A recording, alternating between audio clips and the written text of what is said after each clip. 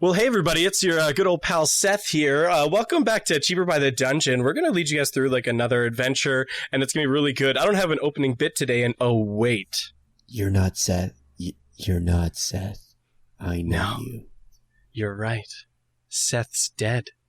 I took over the show. This is my show now. And you all get to bend to my will. I'm behind the screen this time. Wait. I need to make a pros and cons list of all this. Pros. And change is good. Con. We killed Seth. Pro. Seth is dead. I'm more upset the fact that we murdered someone, but good that Seth's dead. If it had to be anybody, we're glad it's Seth. I mean, I'm just kidding. Welcome to Cheaper by the Dungeon. We have we're shaking things up. I'm running a one shot for you guys today, and we have our players. And so let's bring them back in. Jacob, are you here? I am back once again. Awesome. Adam, are you here? Yeah, I'm here. And the lowly pleb of a player now. Oh, how the mighty have fallen. Seth, are you here? I came from hell! You murdered me! I did. Get out of my chair! This is my chair now. Okay, I'll sit I'm the here god in the of this seat. realm. Yeah, I'm so here. we're shaking I'm a things up. player.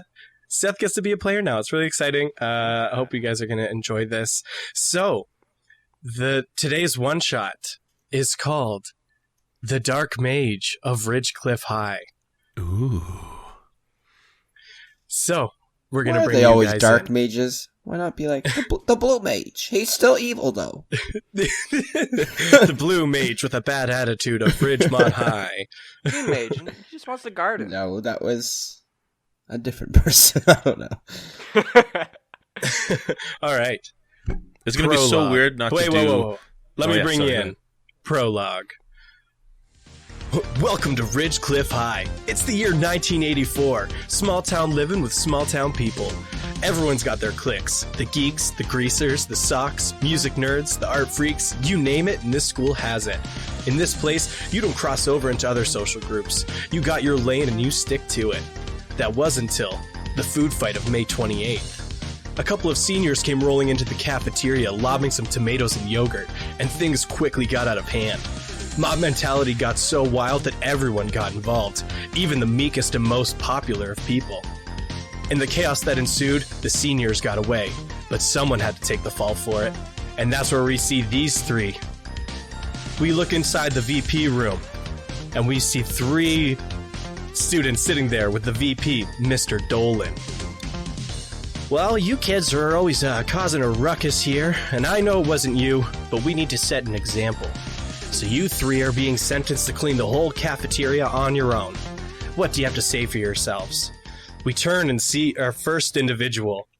Mr. Dolan, I didn't do this, I swear. Hi, my name's Billy Benson. I feel like you This panned is the like camera. a freeze frame, kind of in a Yeah, movie yeah, yeah. or something. It is. It's going to be a freeze frame. Tell us about yourself. My name's Billy Benson. Loser, geek, whatever. Don't let those traits fool you. I don't have a lot of smarts either. I'm pretty much kibble for anyone at school. I guess I like art class the most. There's no expectations set on me. I can just throw shit on the paper and get a B+. Maybe Mr. Lenny just feels bad for me. I constantly feel like I'm supposed to be someone in life, but the problem is, I already am. A nobody. An outcast. Whatever. I didn't do it! It wasn't me. I know, Billy, you're not capable of a lot. We see it swiped to the second person in the row. We see Anthony James Pomacillo. Sir, with all due respect, this is fucking bullshit. Hey, how's it going? My name's Anthony, or you can call me Tony for short. My whole name is Anthony James Palmicillo, but it's like whatever. A little bit about me, not too much to tell. I mean, I'm not from around here. I actually grew up a little south of here. I'm a decent guy. I usually keep to myself. I don't go out of my way to hurt anybody unless, someone close to me gets hurt. In which case, look out. Good old case of 1-2 punch. I like to read, something you may know about me. Stephen King is great. Loved his latest one, Tale of Two Cities. If you haven't read it, read it. Instant classic. Can't wait for the film. I think Michael Bay is directing it. I never made a problem. I couldn't solve them at two fists, but my mom says I'm really smart, like hella smart. Anyways, it's great to be here. I'm looking forward to getting started. But, Mr. Dolan, what the fuck? Honestly, of everybody in this room, it was probably most likely you, Anthony. I mean, I don't want to point fingers, but hey, look at this guy. But you, there on the left. Who are you again?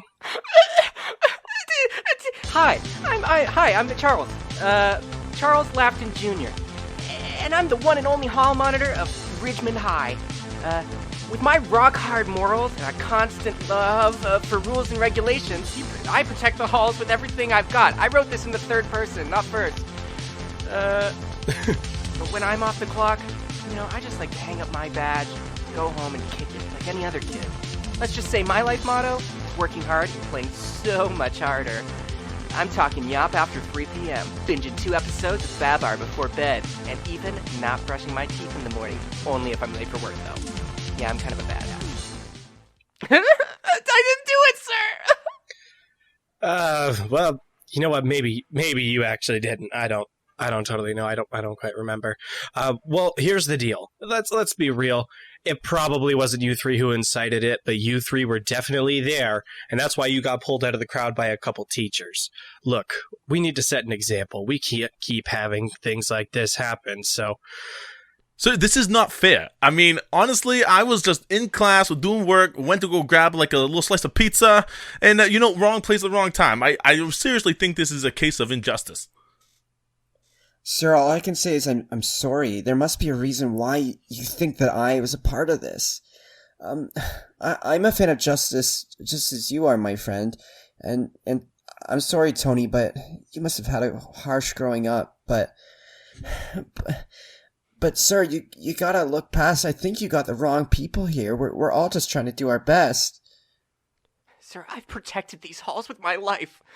I would never do anything to disgrace them.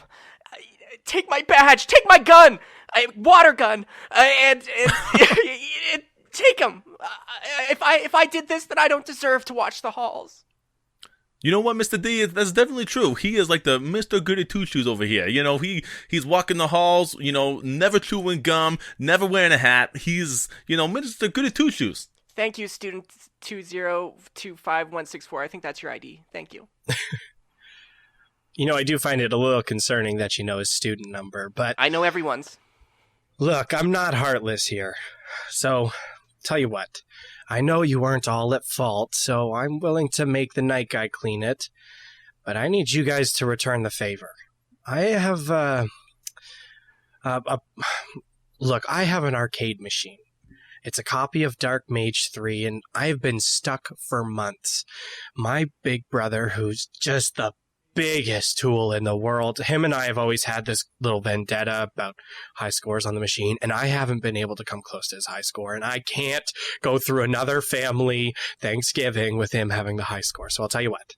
If you guys go and play the game for a couple hours and get me a high score that blows his out of the water, I'm willing to let y'all go and make the night guy clean it. What do you guys say?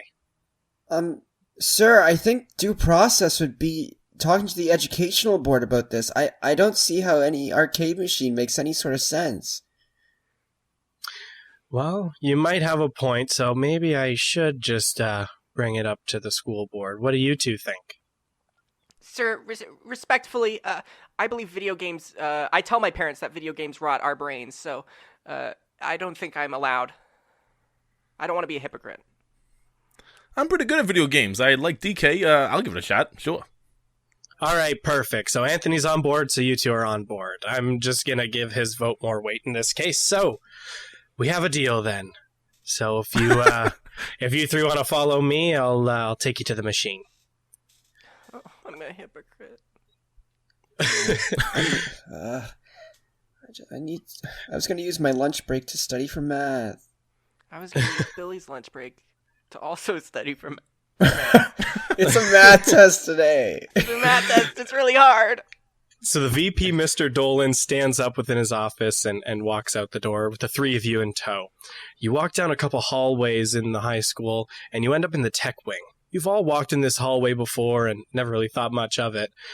But you walk past a door that looks familiar and yet not familiar. None of you have ever had a class in this room. He walks over and with a key opens the door and you step inside. It's a pitch black room.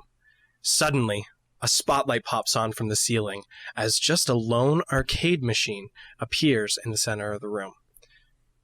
This machine has red and black and yellow flames whipping across the side, with purple hues scattered through it. Across the top of the machine, you see a big bannered name, Dark Mage 3. The three of you step inside as Mr. Dolan stays by the door. All right, so as soon as you get that high score, you three are free to go. Good luck. And he closes the door, and then oddly, you hear it lock. Huh. Don't worry, guys. I've got my hall monitor key. I don't have my keys on me. Does No. anyone know anything about Dark Mage 1 or 2 that could help us? Tony, you I said think it's you're like good a- at video games. Yeah. This one's basically like a racing game, that's or like a soccer game. So it should be too high. That was so A bad. racing soccer game. Racing soccer game. As you One of three are those two. standing there, you see the machine all of a sudden power on as a start menu appears. You see the logo of Dark Mage 3 come flashing across as a press start icon starts flashing in the center of the screen. At the base of the arcade machine, you can see 4 joysticks, both with an A and B button to the side of it and a select and start button below it. What would you guys like to do? Hey, let's do rock, paper, scissors to see who goes first. Okay. Ready? Yeah. Okay. Do we roll for this? No. I'm going to tell you. I'm going to go rock, okay? All right. Ready to go? Yeah. All right. 3, 2, and we're doing it on 1. 3, Okay. 2, 1, rock. Scissors. That actually worked. Wait, does that mean I go first? I didn't want that. Hey, man, that's what you played. God damn A it! hand played is a hand made. Ah, stupid. Why didn't I go snake? Okay. I hit start. As you press start, you see the game screen flash as it loads up into a character select menu, and you can see it's a multiplayer game. And you can see the other 4 joysticks are enabled and ready to select a character. Oh, sick. On the screen, you see a selection of 5 heroes. 5 heroes The here. first one is a big half-orc barbarian that when you highlight over top of it in the selection, you see it says Bolgar the Strong. Beneath him, you see a picture of a halfling rogue, Litwit the Quick. Beside him, you see a human wizard, Dalen the Wise. To the top left, we see a cleric, an elf, Gregile the Gentle. And to the bottom left, we see a fighter, Nolan the Conqueror. And you can see that the logos around your cursor are flashing, waiting for you to select a character. Oh, cool. Let's go cleric. Yeah, the symbol of justice itself. Yeah, How do I do this? I'll try the wizard. No, Yeah, I'll try- definitely be the barbarian. Get The your hands barbarian's off the one stick. for me. It's my turn. No, it's mine. Hey, No, I want it. Stop! Oh, Hey, why did I hit So- rogue? In the chaos, all your characters get selected, and after they're all selected, you see all the icons start to flash, and then you see, as that happens, a purple smoke starts to emerge from the screen itself, swirling around you like a tornado. All of a sudden, it goes black. None of you can see anything. You barely even feel yourself's existence. But all of a sudden, you see big white text start to scroll across the screen. The Dark Mage has returned once again to bring about the end of the world.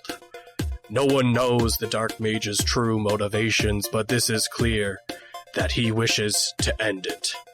Only the great heroes of legend can stop him from bringing about the end of the world once again. Venture to his lair and stop this calamity.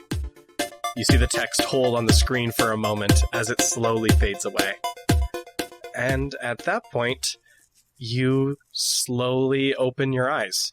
And it's, for a split second, it's blinding. This bright light, and everything is trying to come into focus. And you begin looking around, and as you keep trying to focus, it never quite focuses. Everything seems to be slightly fuzzy. And you look around to see you're no longer in that room. You're in a grassy plain on a dirt road, seemingly surrounded by nothing but some trees and mountains in the distance, and you're on a path. Billy, you stand up and look around, and beside you, you see a very short, sketchy-looking figure covered in dark clothes with a hood. I think you've heard of them as a halfling? And to the right, you see a tall-looking human with a long white beard looking very wise. And you look down and realize you're taller than both of them, as you see that you're in a half-orc body. Charlie, you look around and see that you are significantly shorter than the other two individuals standing beside you. And Anthony, you're right about in the middle, but you currently see a very short halfling and a tall orcish figure across from you. Hey, so what's going on? Hey, why is my voice... Oh, my back! It's so frail! Oh, what happened?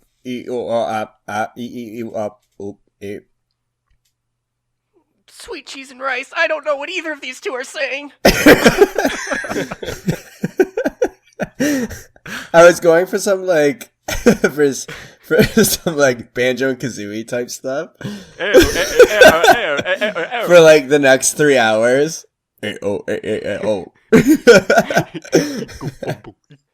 Tony, what happened? I haven't played video games before, and I don't know if they've advanced to this level, but I don't like No, man, this is like some Stranger Things level shit. I ain't never seen something like this before. What the hell's going on? It's like I've aged 80 years. Look at this beard. Can I touch it? Sure, I don't mind. I jump up and grab his beard. Ow! Ow, that's my beard! Ow, you're so small! Ow, let go! I'm sorry! After you let go, all of a sudden the three of you see appearing in front of you. Each individually, you see a HUD loading as a bar starts to scroll across the bottom of your view. And wherever you look, you still see this. Items begin populating on the screen. You see your name and a photo of your face of what you currently look like along the top, along with your respective names. You see a health bar load beneath that, and a blue mana bar populate beneath that. You see your skills populate on the right-hand side, and then actually, for you, Anthony, you see two numbers roll on the screen, a 13 and a 15, and you see them go and populate on the top right-hand corner. Hey, does anyone else see these numbers? What are these?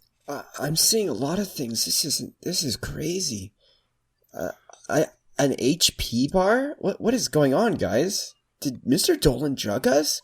Oh man. Does anyone remember what our student hall meeting said? You know, those PSAs? Drugs. I remember exactly. It says, don't do it. Don't do those. But Mr. Dolan already did it. Oh, damn it. Hold on, wait. I forgot about one thing. I open up my pants and I look down. Okay, that's still the same. Okay, moving on. We're gonna have to... If he broke the hall code, I'm gonna have to take him down from the inside. You mean the hall code about locking 3 kids in a room? Yeah, that's pretty messed up. Exactly, code 204. Yeah. Don't ever lock kids in rooms. Especially in a dark room with lightning and video games. Damn it. Could I have all 3 of you make a perception check? I got a 2. I only got an 8. What's the matter with me? I got a 16. Okay, so the 3 of you, as you're looking around, for both Anthony and Charlie, this looks like, although it looks a little bit fuzzy, you can look a little bit closer and see everything's actually made of pixels. Similar style and art to the screen menu that you saw before. However, for you, Billy, you start looking around a little more perceptively, and you see that those trees and mountains you thought you saw that were in the distance originally only look to be about 100 feet away, and actually are 2-dimensional. On closer inspection, it looks like every single tree is perfectly symmetrical, stamped around the ground, and those birds you saw flying in the distance actually are just a collection of a couple black pixels flapping back and forth in basic animation. You've been able to discern you guys are in the game. And as you look on the path, you begin to see an arrow flashing, pointing to the right direction. What direction is the arrow pointing? Like, just the way we're to the facing? right of where you guys are currently standing. I walk left. You take a couple steps to the left, and then all of a sudden start to meet a resistance. You feel yourself slowing down. Do you want to keep walking? I'm gonna force this. I need to figure out the rules of this world here. Yeah, I keep forcing. Okay, you keep walking and forcing, and you feel the tension building and building, and it's getting really hard to walk forward now. I want you to make a dexterity saving throw.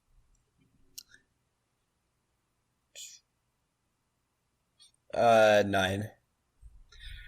You take a couple more steps forward and fully stop, and like a rubber band come launching back towards the guys. You completely trip off of your feet and take a couple rolls down the path. And what would normally be very painful to an average individual feels just kind of like a slight bump and almost like a little bit of like numb buzzing in your body. So it seems like there is some semblance of pain here, but definitely nothing compared to the real world. But you seem to not be able to go to the left. Wow, this body, it's something else. Oh. It really is. I mean, we should go to the right. Guys, if this is a video game, there's only one way to get out. We gotta beat the boss. What? Look around us. We're obviously in some kind of construct. It's a construct of a video game. And at the end of every game, unless it's like a soccer game, there's a boss at the end like Bowser. We gotta beat the guy. I don't know anything about what you're saying, Tony, but looking at you now, I just believe it. You're wise. I think Tony's right, but is anyone coming to grips with this? Like, guys, we are in a video game. Mr. Dolan is insane. Maybe he's the boss. Tony, Tony, are you living in a reality right now where this makes sense? Tony's falling to the slipstream. Honestly, this is better than my life back at home, so I'm just kind of going with it. Okay, well, I hope through the course of this we can unravel you as a character, Tony, and really dig deep into your life at home and maybe fix you by the end of this. Maybe I wouldn't go too deep. Maybe we'll There's all not much become there. friends. Yeah? No. Oh. Okay. Well, yeah, I'd like that. That whatever. very much. That'd be sweet. All right. So you guys... Billy, you look like you've done quite a few drugs. Do you know which one this is? Oh, sorry, Billy. No, I've never touched anything. I'm kind of like, I'm talking, is this one of the slaps? Or is this like a shooter? Or you know, one of the... No, I don't know. I'm just, I mean, yeah, I'm kind of like a loser, geek, whatever. I'm just, I don't know. I just have to believe you're puffing that green dragon. I mean, look at you. I feel like I've turned into a green dragon. Look at me. I'm this brooding hulk of a man. You really are. Yeah, you're like huge. It's like you could lift 1,000 pounds. I think I could. Anyways, guys, let's see if there's a tutorial or something around here. Let's keep moving. Yeah, let's follow that arrow on the ground. Ahoy! Let's go. But I have a feeling I should stay in the back. I kind of feel frail. So you all start following this flashing arrow down the path, and you start walking. Probably about 5 minutes pass as you're walking. It doesn't seem like the scenery's changing very much. And all of a sudden, as you're walking down the path, you feel another force field hit you in the face. And as you do, the three of you bounce off of it. You were walking in a line. You begin to look around, and all of a sudden, above you, big text scrolls across the sky in big, flashing yellow letters as you hear a booming voice, "Roll initiative!" And you see 3 hobgoblins populate on the other side of this blocked-off area as 6 more kobolds appear in front of them. Roll initiative.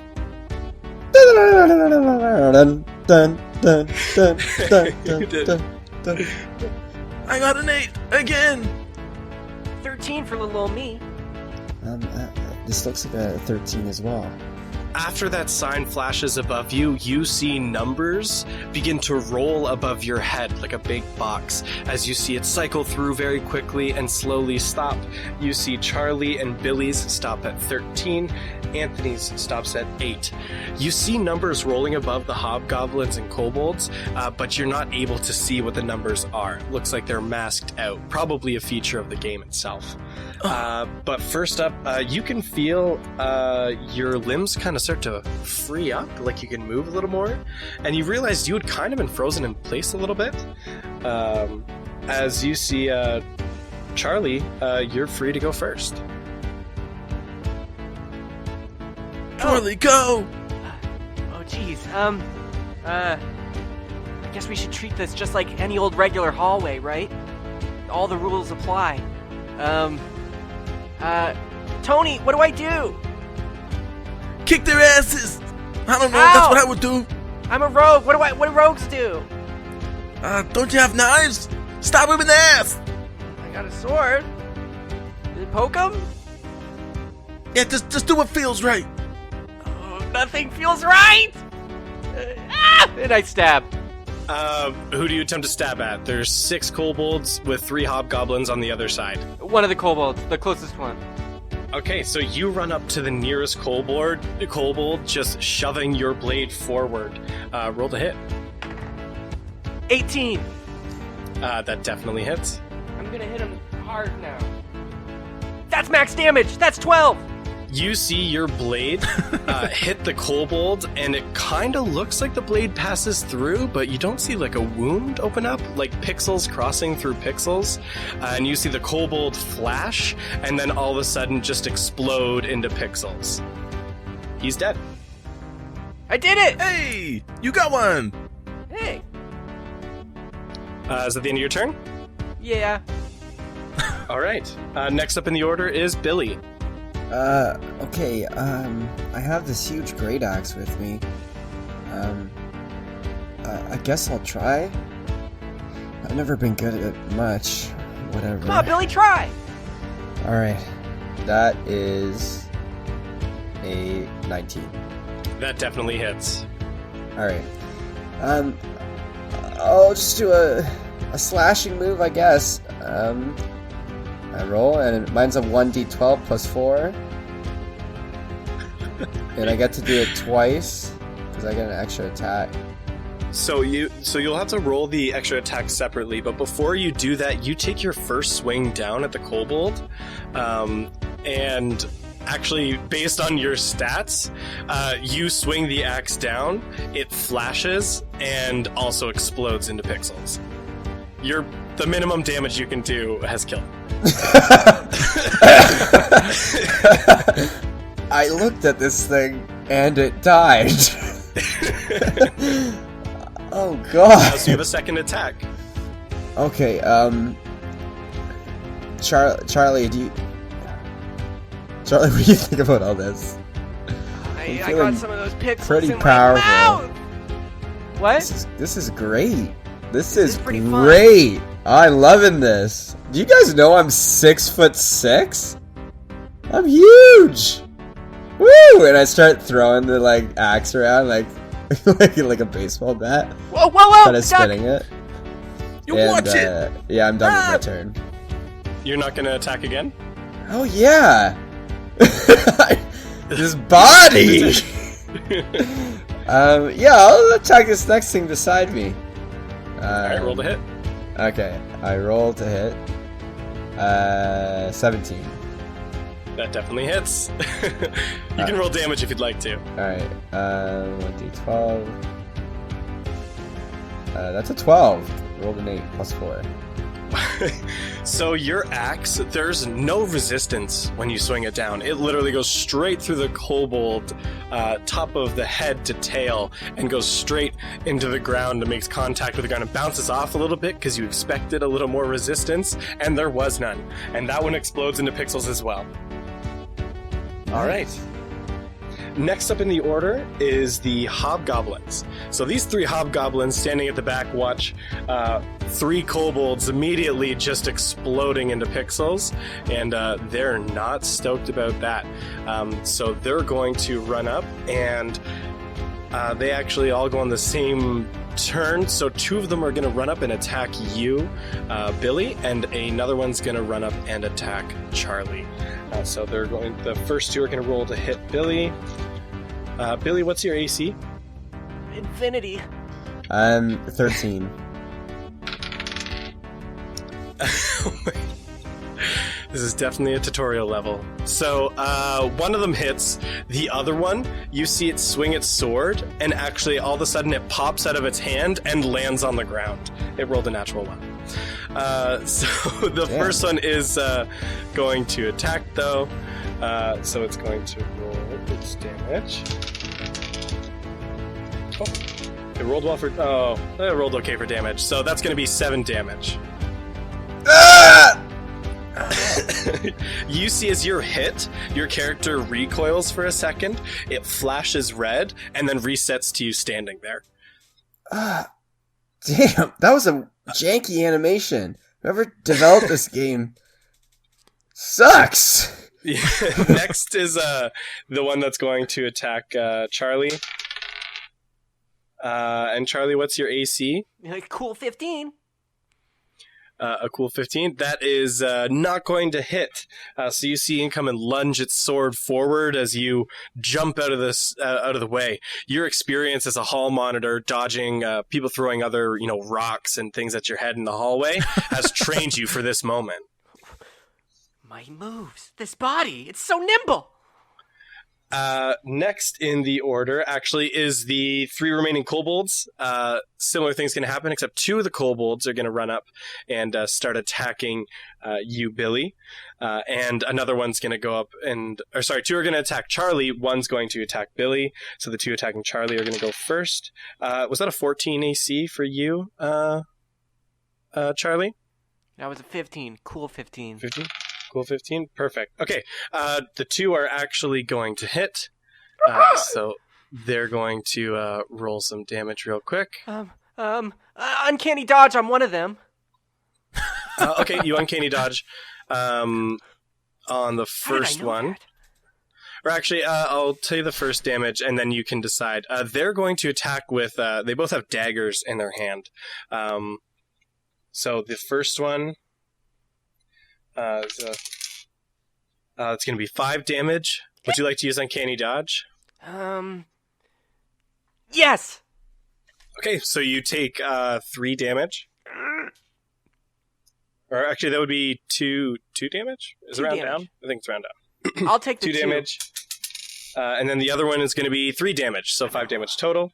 And then the other one's going to attack you, Billy. That is going to hit with a natural 18. And he slashes you for 4 damage. And now it finally falls to Anthony's turn. Hey, time for Tony! So is there a way that I can position myself that I can get all these guys, or most of them, in a cone without hurting my friends? No, they're currently all surrounding your two, Billy and Charlie. There's kind of the hobgoblins on one side of them, the kobolds on the other, and actually they're dangerously close to a flanking position. So if you wanted to get them in a cone, you would hit them as well. Okay, that's Just no do it, good. Tony. Billy can take it. I'm gonna approach the closest one who is gonna flank, and I'm gonna say, I just feel like I should do this! Shocking grasp! And lightning springs from my hands to deliver a shock to a creature I try to touch. They have to... Oh yeah, I just have advantage on the attack if they're wearing armor. Are they wearing armor? The kobolds are not wearing armor. Okay, so and then that's what would be on your side. They're naked. Okay. Ah! Cry out loud. 14. Definitely going to hit. Roll Yeah! damage. Here we go! 8. Yeah, you see that kobold that you grabbed, it starts shocking and jolting around as you see it turn completely black and charred. Die, go into an motherfucker, animation die! of crumbling into ashes, and then the pixels exploding again on the ground. It's dead. Yeah! And I'm going to back up a little bit to get out of, maybe 15 feet. Okay, next it's going to go back to the top of the order, which is going to be Charlie. There's 2 left, right? 2 kobolds and 3 hobgoblins left. Guess I'll clean up these kobolds. Oh, I'm gonna stab one. All right, make your attack. I don't want to say, but the ball's above me. Tell everyone what I got, which is it's an 8. 8 does not hit. So you go over and you're feeling good about your first attack, but then you go in and completely miss the kobold on the swing. Bonus action, disengage. Okay, yeah, as a thief you can do that, so you're disengaged from the combat. Where would you like to move? I'd like to run. Behind Tony. What? What are you doing that for? I'm obviously the furthest one here. It's part of my plan. So you run back 15 feet back behind Tony and stand there. So that's your turn. It's going to switch over to Billy. I'm big. I'm huge. I can kill anything. I roll to hit with this Kolberg. You're attacking the kobold? Kolberg. Okay, roll it. I'm still getting used to this game. That is a 14. Yep, that just that hits. I smack him.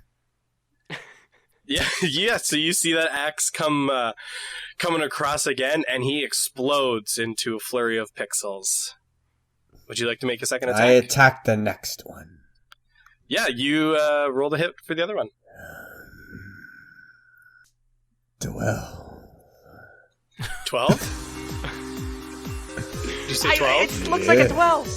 12 meets it, beats it. So you just hit it. Your other axe swing comes back around as you slash into the last kobold, and they explode. All the kobolds are dead.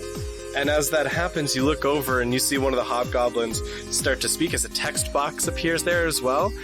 And he goes, "Oh no, my little kobold friends!" As the 3 hobgoblins start charging at you, Billy. And they're all going to take a swing because Charlie has left. Oh my goodness. I forgot one of them, actually, that one, the first one runs over to pick up its sword from before. Only 2 are attacking you. But only one of them's going to hit because the other one, as it goes to swing, also chucks its sword. Because I rolled another natural freaking 1. Nice. So only one of them hits you again. So it's going to roll damage now. It's with its long sword, just so you know specifically is what it's holding there. And it actually hits you for max damage, and that's going to be 9 damage.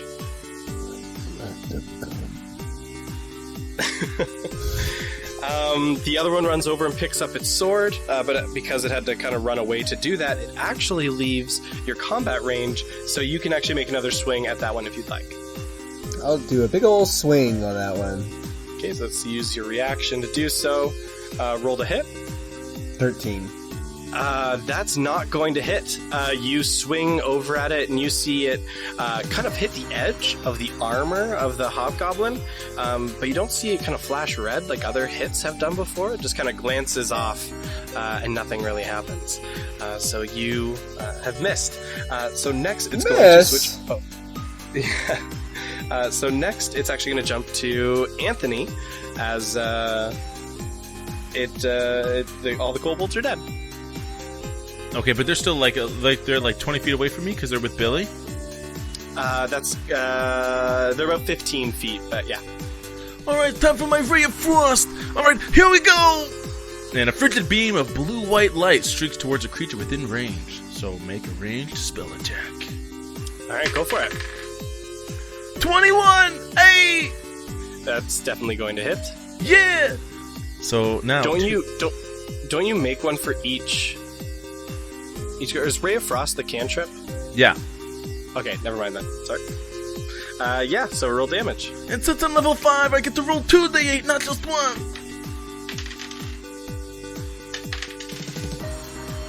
16 points of damage! You see the freezing ray come streaking across to the one hobgoblin still at Billy. You see the blue ice consume its body, and it completely freeze solid before crumbling into shards of glass and exploding into more pixels. That hobgoblin's dead. I pretend to comb through my hair and I say, "Hey, stay cool!" It's then going to jump back to the top, and it's going to be Charlie's turn again. Where's the last dude? With Billy? So actually the other two have currently stepped away from Billy, and they're kind of away from him, kind of 5 feet to the left, 5 feet to the right, as both of them had rolled natural ones and dropped their swords. One currently has his and is getting ready to go back at him. The other one is still picking it up. Okay. The one that's getting ready to go back at Billy, I'm going to attack that one. But first, since I backed up like 15 feet, I want to run towards Billy and his big body. I'm gonna jump on his shoulder, jump in the air, and use my special move, Heaven's Hallway, and stab down on the kobold from the air. Yeah, so you do, it's a hobgoblin, but yeah, you do that. You Hobgoblin. Come running over and you bounce off of his body in this glorious acrobatic flip and make your attack. Heaven's Hallway! It's beautiful. 15! You come streaking down from the heavens in your hallway and fly past the hobgoblin as you miss him and land on the ground. Ah! I missed! What else would you like to do? Run away! Do you not have a second weapon? I don't want to use it. Okay. Do you not have a second attack as a rogue? I'm pretty sure I don't. Not at this level. Sure. Yeah, I think you just get offhanded attacks if you dual wield. Okay, that's fine. Yeah. Yeah, so that is the end of your go. Billy, it's your turn again. Roll the hit. Go for it. Which one are you going to swing at? The one that's charging you now? Yeah, that guy. Okay. 15. That is not going to hit. Oh, shoot. So you come swinging, and it brings up its sword, and it blocks your swing. I think you have a second attack. Yeah, I'll try to hit him again. I'm getting really tired in this big body. Not used to it. It's a 17 this time. 17 is still not going to hit. Yeah, it glances off of him, and you miss. What kind of game is RNG based like this? This is ridiculous. That's the sheep, man. So next it actually switches to the hobgoblins. The second hobgoblin has retrieved its sword and comes running at you, Billy. The one that just dodged out of Billy's swing and Charlie's attack from his heavenly hallway one's going to attack each of you. The first one at Charlie rolled a natural 20, and the second one to attack Billy did not hit Billy. So the first one is going to make its attack on Charlie, and you gotta be kidding me. That's stupid. I rolled a 1 on the damage die. What a waste of a 20. That's 2 damage plus let me see here for its attack. So yeah, you take 3 damage. Yeah. I do? Yeah. Uncanny dodge! So you take 1 damage. That's stupid. Okay, and now it switches to Anthony. All right. I think I know what I'm gonna do. I'm gonna do Ray of Frost. Stay cool. All right, roll to hit. 16.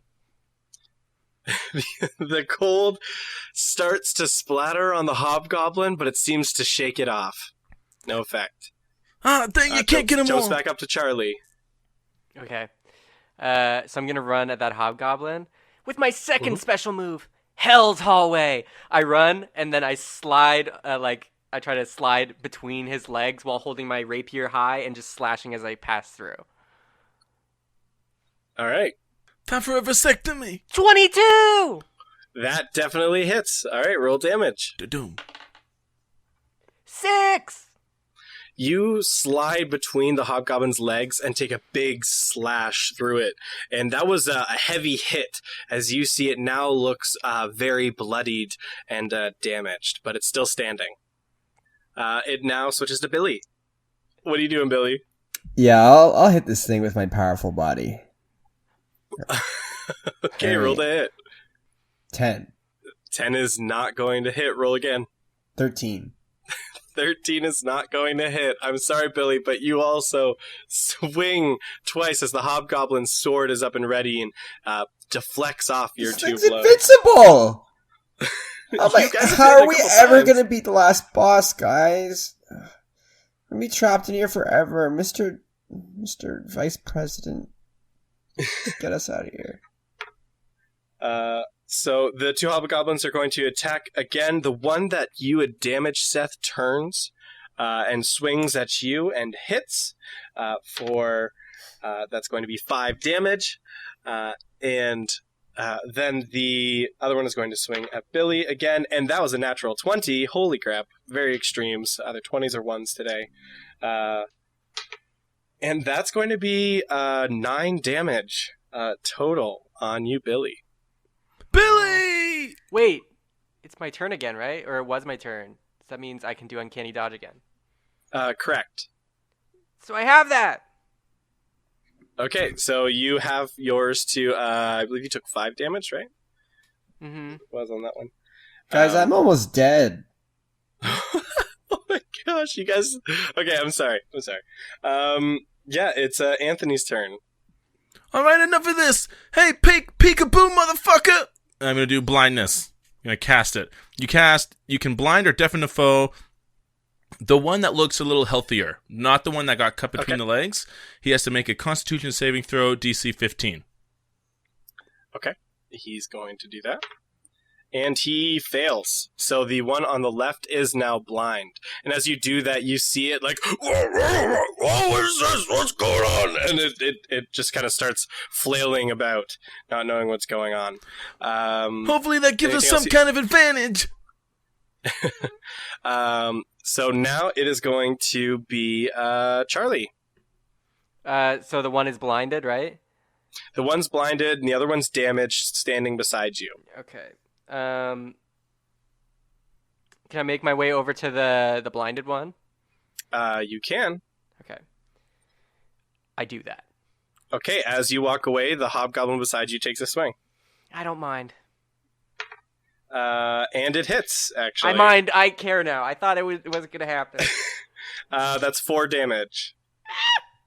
Charlie! I'll take it. It's worth it because I think I get advantage on the dude, right? You're so Who's brave. blinded? Okay, no, you're right. No, I just checked it. Blindness gives advantage on attacks against you, and you have disadvantage on attacks. So, Seth, roll with advantage. Okay, but because I get advantage, that means I can use my sneak attack on him without having to go sneak. Ooh. Wow, very that's nice. amazing. My ultimate move. Hall of Shadows. I get advantage. It doesn't really help. I get 15. 15 doesn't hit. I'm so sorry. Your Hall of Shadows, while epic as this black swirling cloud around you, as you activate this secret hidden ability, you miss the hobgoblin, and it switches to Billy. I run away again. Bonus action disengage, I'm assuming? Yeah. Okay. Billy. All right. I'm just gonna keep trying to attack this thing. Billy, swing. I'm begging you, please. I swing at him. All right, swing. This is the blind one, right? You have advantage. 15. You have a +7 to hit, right? Yeah, I keep getting low numbers. Yeah. What's the matter with 'cause, us? you just need to roll an 11 or higher, man. Because I you missed again. I can't do anything when this game is RNG. Good point. But your first swing missed. Wait, was that on the blinded one? Yes. Roll with advantage. 14. That is still going to miss. Would you like to take your second attack? It also has advantage. Okay. Yes, and I roll a 19. There you go. So you have hit this hobgoblin. Roll damage. 9. 9. You take a big cleave into this hobgoblin that's blind and is looking around so confused, and you see the look of this hobgoblin switch to very, very bloodied. One eye is now closed, but it's still standing there. So it's now going to switch back to the goblins. The one, I believe, it gets to make a Constitution saving throw on its turn, correct? At the end of its turn. At the end of its turn. Okay, so it's going to take its first attack against Billy, but it has a disadvantage. And it is going to miss, so it misses. But now it's going to make its Constitution saving throw to try and take off the blindness, which it succeeds. So it is now currently no longer blinded. The other one is going to, as Charlie is run away and disengaged, it's going to turn and attack Billy. And it is going to completely miss as it misses. And okay, that's going to bring us to Anthony. I'd like to quote my favorite movie that hasn't come out yet, because we're in the 80s. Dodge this! And I cast Lightning Bolt. At the one that Billy's fighting. So, each creature in the line... Oh wait, is there a way that I can line up these guys?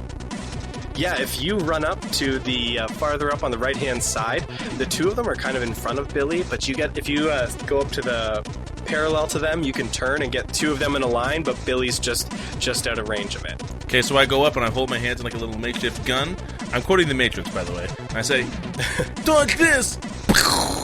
Each creature in the line must make a dexterity saving throw. A creature takes 8d6 lightning damage on a failed or half as much on a successful one. Okay, they both failed. Roll damage. Okay. This might take a while.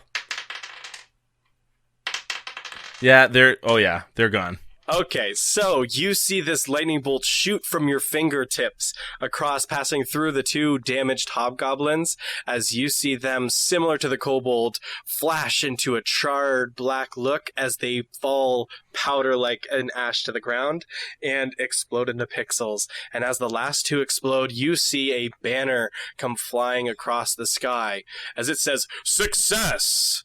Hey! You feel a wave of relief as that invisible wall that was blocking you from walking forward drops, and an arrow starts flashing again. I kind of feel like I should have saved that spell for something later, but we got a game to beat. Guys, what does HP stand for? Healthy. God? Does God know? Tony, Health you're points. the game expert. I think it's hit points is how many goals we need to score.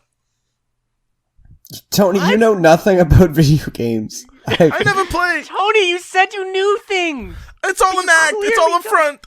I'm very This is insecure. not a racing soccer game! You don't know that. Just because we can't see the ball doesn't mean it's not in play. Either way, mine and Billy's seem pretty low. Oh, I can't do anything about that. Wizards aren't healers. Oh, man. Okay. All right. So do you guys keep walking? Wait, can we search the dead bodies? There's no bodies left. Oh no, there's no loot. Your eyesight's bad, old man. It's I true. mean, Tony. Oh, let's go. Let's go forward. After you say that, though, Anthony, as you look around, you see each of you has a number that says 50 listed across the top, and you see that 50 jump up to 55 for each of you, and you realize it says GP beside it. Guys, we just aged 5 years. Oh no. So you guys continue to walk, and as you do, you see a little village farther down the path that looks very humble. Wooden paneled sides of these, shacks with hay roofs, and as you start to get closer to it, it gets bigger and bigger until you see a sign placed on the outside, and you see it says the Village of Den Romay. And you can see there is a small arrow on the ground right in front of a gate, and it's flashing. I guess we should go through the gate. So you walk towards the gate, and as you get close to it, nothing really happens until you, Anthony, kind of step forward unknowingly, and your foot lands on the arrow, and all of a sudden you disappear from both Charlie and Billy's view. Tony died. Did I die? He must be in a hidden hallway. I've heard about these in the rule book. I'll try jumping through too. I have nothing to lose. Tony was. So you touch the arrow, and you also disappear from Billy's view, or Charlie's view. I bend down and I touch it with my hand. And as you do, you disappear as well. And Charlie, all of a sudden, you're inside the village. It's like you cross through an invisible barrier entering you into the next area.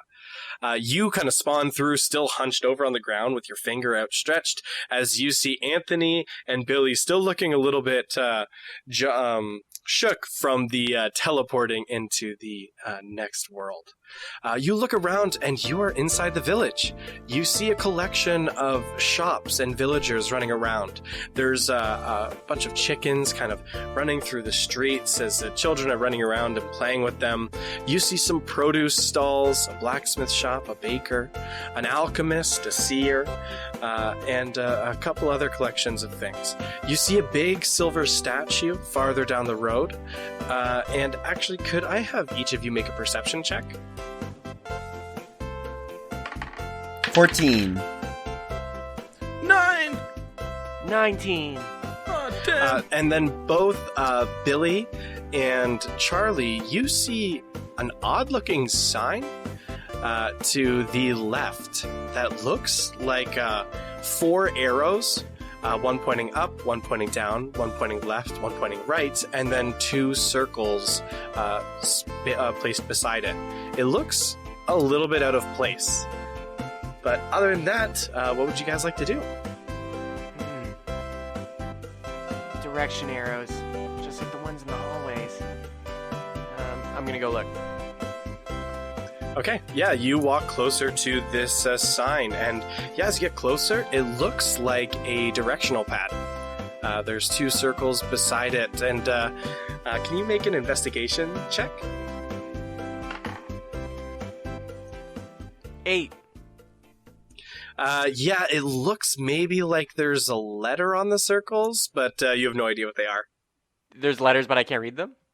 Yeah, you can make out that there are some kind of letters there, but it's a little bit faded and rubbed out like it's been here for some time, so you can't quite see what they are.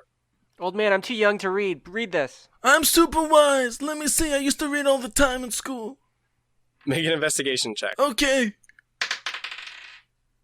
Oh, not much better. Not much better. It's like 13. Yeah, you also see some...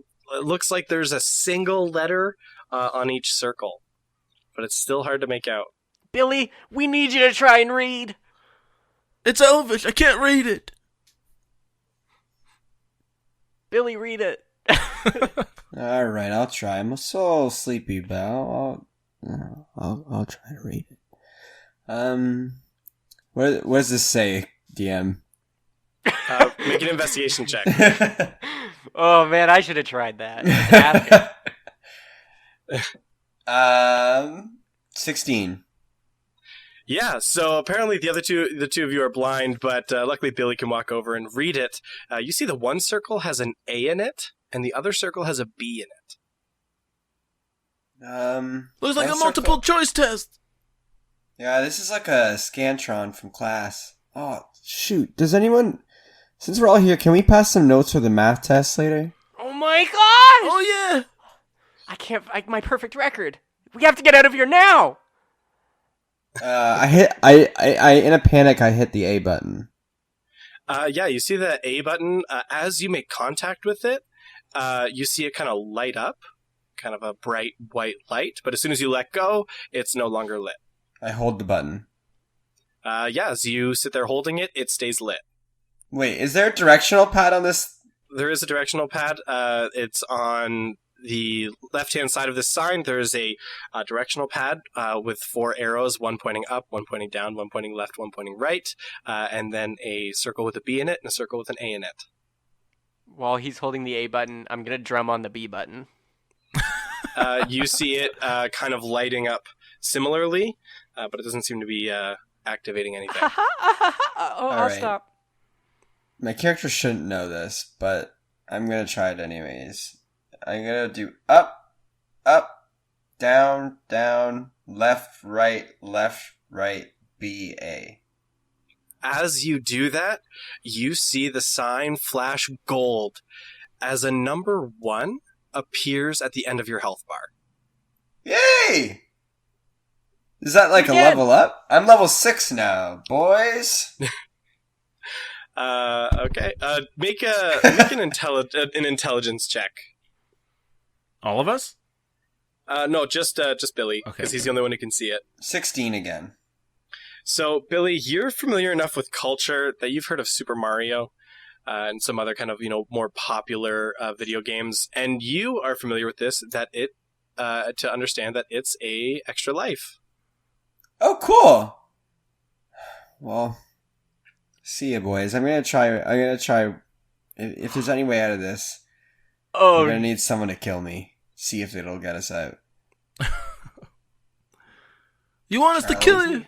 Charlie. I always knew this day would come. Actually, Okay. I could save it just in case. What do you guys think? No, I think it's better to test. I really believe the only way to escape this world is through death. I've always wondered what it's like to, die. Honestly, I've wondered too. But I have the answers in this little book. I reach in my back pocket. Is there a book? A book? Yeah. About the answers to the afterlife. Currently, no. Ah, damn it, my other pants. I think I'll hold on just a little longer, Charlie. I think there's more to this life to see. I'm starting to climb up your body, and I'm like, no, let's try. You are awfully small and very ratty looking.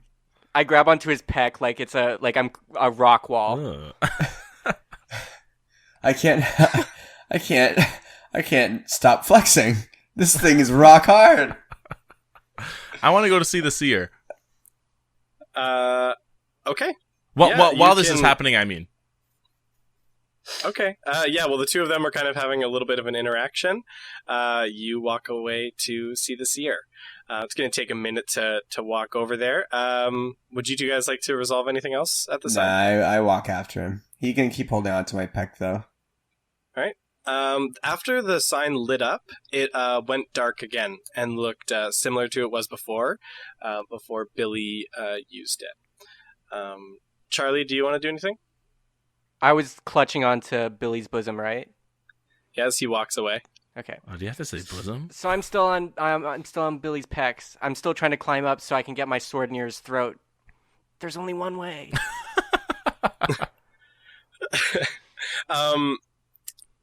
Charlie, make an intelligence check. Natural 20. Natural 20. Okay, so from seeing the actions of the sign, you get the feeling that it reset after a small cooldown. Sorry, the sign that flashed? The sign that flashed that put the 1 beside, or gave the extra life to Billy, yes. I draw my blade across his throat and it slowly starts to slash. Don't do this. You're attacking him? Are you whispering that to me? Don't do this. Don't do this. I'm so curious. Curiosity. We can killed see the what orc. happens if an enemy kills me. We can wait this out. I don't know if that day will happen. Okay, I just keep walking with his blades close to my neck. He's the only one who can make this decision. And I whisper into Billy's ear, and I'm like, do the code again. Do you, like, actually? Yeah. Yeah, I think so, because of the cooldown thing. Alright, up, up, down, down, left, right, A, B. Or is it B, A? Yeah, when you did A, B, you saw it flash red and go... Billy, it's BA, but remember. Then after you re-enter it with BA, you see it... you see it flash red again, but instead you see some white text appear in front of it saying already used by this character. Okay, where's another controller we can use? I want to do it. And I do the same thing. Up, up, down, down, left. What was it? And then BA. I don't know. You just okay. kind of started This guy mashing the arrows doesn't know. I don't know. It flashes red and goes... I take my sword away from Billy's throat, and I make fun of him as well. Haha, he doesn't know. Let me try. Up, up, down, down, left, right, BA. I did it fast so he wouldn't remember. You see it flash gold, just like it did for Billy, and you see a 1 appear by your name. Oh, damn. Damn it, I feel I'm so not left scared. out. The one time I get to feel special in life. Here, let me try. And now, I'm just like everyone else. Adam, what did you Up, do down, there? up, down, left, right, BA. No, that's still wrong. Dang it, what the heck is it? I walk up to Billy and I'm like, okay, I've got one. Kill me.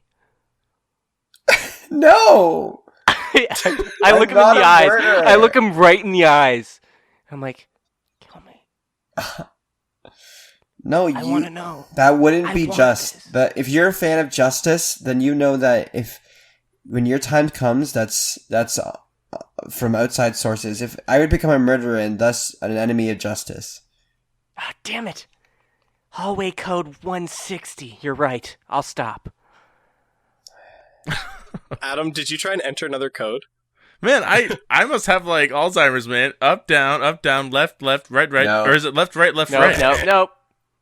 No. Can I walk over to his hands and I'm like, here, let me, and I grab him like I'm trying to teach him how to golf swing, you know what I mean? Like behind. I get tingles all over my body. And I'm like, here, let me. Except your face is like in his butt, where you're like behind him. Yeah, my arms are like orangutans. They're freakishly long.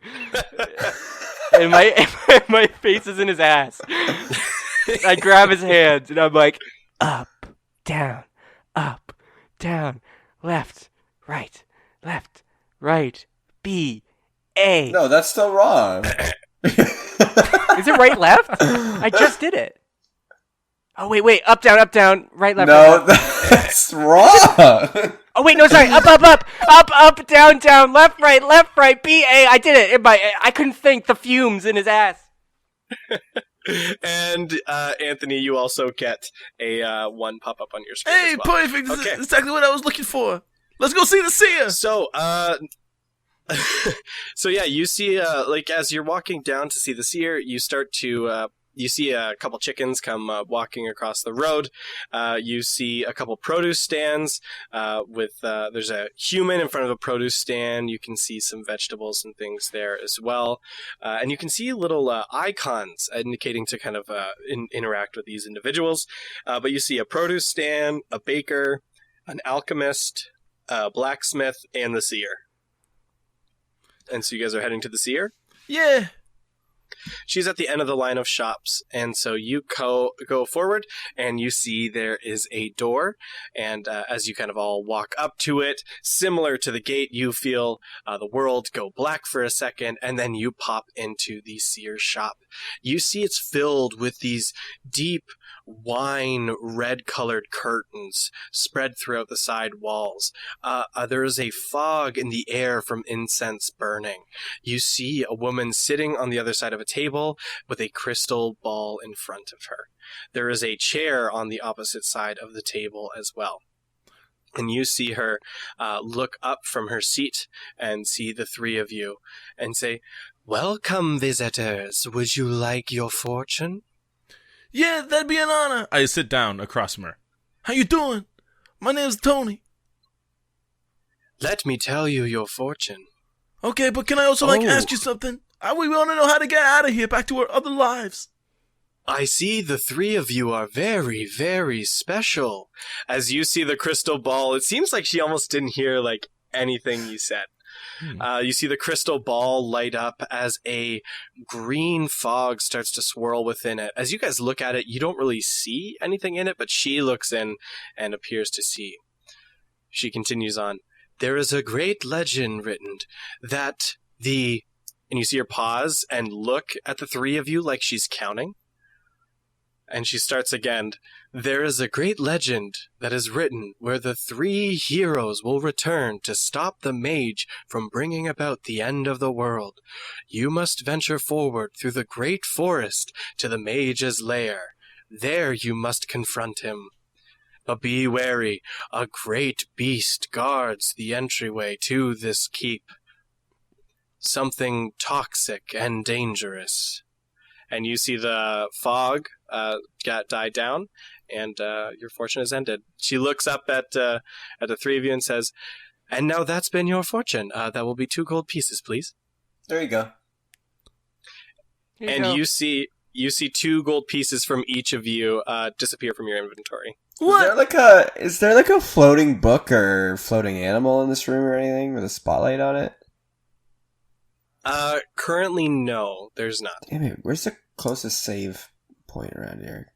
Save. Do you guys want to step back outside? Wait, I want to ask it another question. Can I? Or is it Your like fortune has been granted. Ah, damn. Thank you for stopping by. I leave. I Thank you. walk outside. Okay. Can I steal the crystal ball? You go up and try and grab the crystal ball, and you see her move and slap your hand and go, this ball is mine. Alright, I smash this crystal ball. You already walked out. I walk back in and smash it. As you do that, your axe bounces off, and you see there's no effect. I try and take it really quick. You what? I try and steal it really quick. Make a dexterity check. Oh, so he can steal it? Well, make a dexterity check. 19.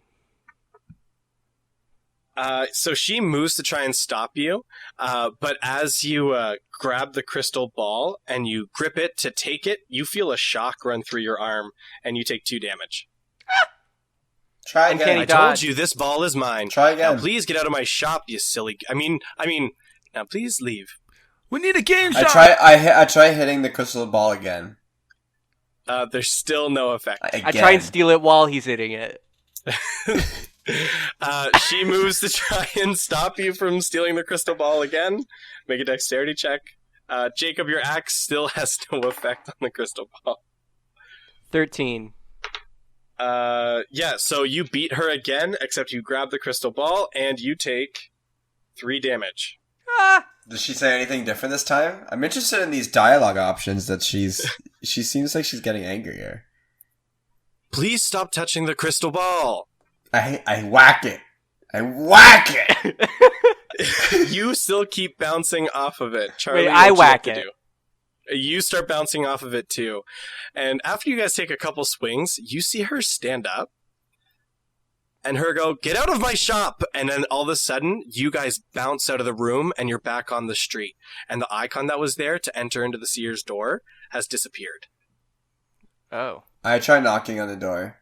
Hello? There's no answer. I look down and I'm like, yes, we purged the city of their demonic witchcraft. Okay. Are there any other shops you'd like to stop at? You guys need health potions. Is there anywhere we could go to get those? Oh yeah, my health is so low. Yeah, where's the closest potion shop? Or like, do I have like a tent in my inventory that if I go to a save point, there'll be like I can heal the whole party? We need a phoenix down. As you start thinking about an inventory, you see a start button appear in front of you. Ooh. I wink at it? Click it? I don't know. Yeah, you stretch your finger forward and you push it, and the world freezes. And Anthony and Charlie freeze as well as a small menu appears where it says cancel or equipment. Can I see like a 3D model of my character? Not currently, but there's a button that says cancel or equipment. Equipment. You click the equipment, and now you see a 3D model of yourself standing there, along with all of your current inventory and items, how much gold you currently have, as well as your total HP and magic remaining. Tony, I can't move. Tony. So this is what I look like.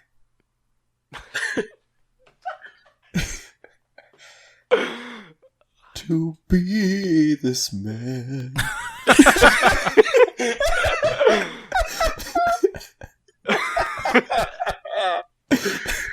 is all I've ever wanted.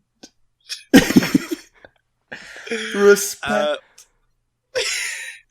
Love. What would you like to do in the menu? Do I have any like items, like not equipable items, but just like consumables? Is there a consumables tab in this thing? I start like trying to flick the screen across or something. There is. Does your character sheet currently have any consumables on it? Any starting gear, equipment, or anything? Wouldn't you like to know? A bedroll, mess kit, tinderbox, 10 torches, 10 days of rations, some rope, couple 500 gold pieces.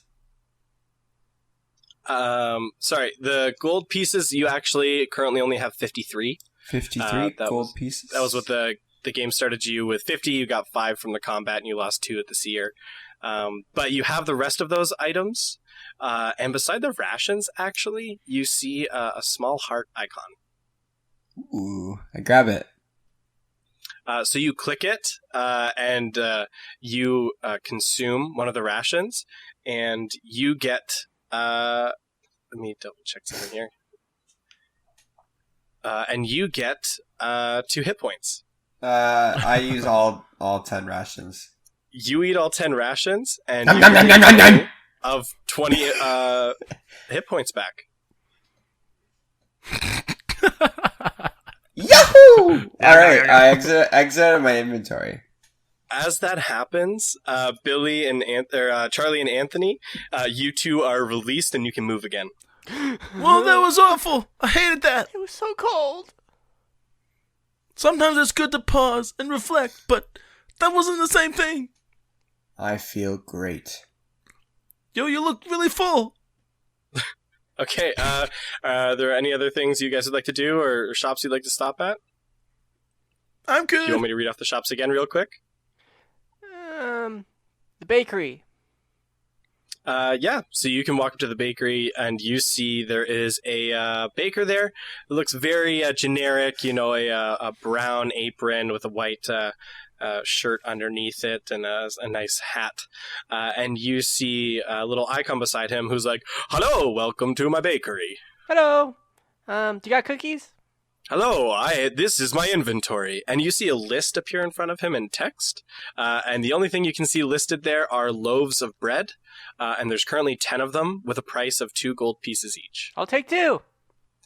You take 2 of them. You see 4 gold pieces leave your inventory. I give him a and you have tip. 2 loaves of bread.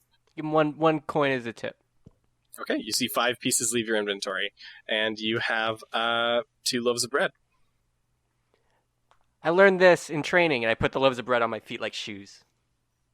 Yeah, wasn't that in the tutorial? You try and put them on your feet, but the second you let go with your hands, you feel it pop and like suck into your body, and it lands in your inventory. So they don't go on the feet. wait, pause. And then equipment. And then is my armor there? You do have armor currently equipped to yourself. Okay, I remove the shoes. Okay, your shoes are removed, and you see instantly your feet are bare. I put bread in its place. You try and do that. The square flashes red, and the bread pops back to your inventory. I really try. I really shove it in there. You do it a couple times, and you get the same response. How am I supposed to be a sneaky rogue if everyone's going to hear me coming with regular shoes? Okay. Can I take my helmet off? Can I put it there? No, same response. But now your hood disappears from your body as well. Out of curiosity, I can move around when I'm paused? Well, you can't walk around, but like your arms can move to like navigate your menu. Okay. Okay, I'm just going to try this. I'm going to remove all the clothes. Okay, you all of a sudden all the clothes disappear off your body as you're left with kind of like a loincloth wrapped around your pelvis. You see, basically, the other two of you basically see a more than half naked halfling just standing in the street with a loincloth on. This feels really weird, I think, to myself. Surprisingly, this does not break the hallway rulebook. I unpause. Okay, you now have all your armor unequipped, and your AC is dropped to match that. Okay, what else would you guys like to do? I'm definitely going to check the alchemy store. Okay, so you go to the alchemist shop, and you see this old gnomish woman. You can see there's a name tag that says Layla as you step forward. She goes, "Hello, welcome to my shop. Would you like to look at my wares?" And you see a menu pop in front of her. You see there is a item for a health potion that's worth 25 gold pieces each. There is a mana potion that's worth 30 gold pieces. And there is antidotes that can be consumed. They are 20 gold pieces each. And then there's a mysterious blue feather for 10 gold pieces. Realizing it's a fair maiden, I put all my clothes back on. Okay. Yeah, I'll buy a mana potion. And I'll take I click the mana potion and the blue feather. Okay, so that's going to cost you 40 gold pieces. So you see those leave your inventory, and you now have the mysterious blue feather, and you have a mana potion. This mana potion can be consumed once, and on one consumption of this mana potion, you get 3 level 1 spells back, 2 level 2 spells, and 1 level 3 spells. Oh shit, this thing's amazing! I press pause. Okay. I go to equipment. Mm-hmm. And I see if I can put the blue feather anywhere on me, like in my hair or something. As you hover over it to try and equip it or do something with it, you see there's a small subtext that appears underneath it that reads this following description. A precious blue feather that may be worth value to someone. And that's it.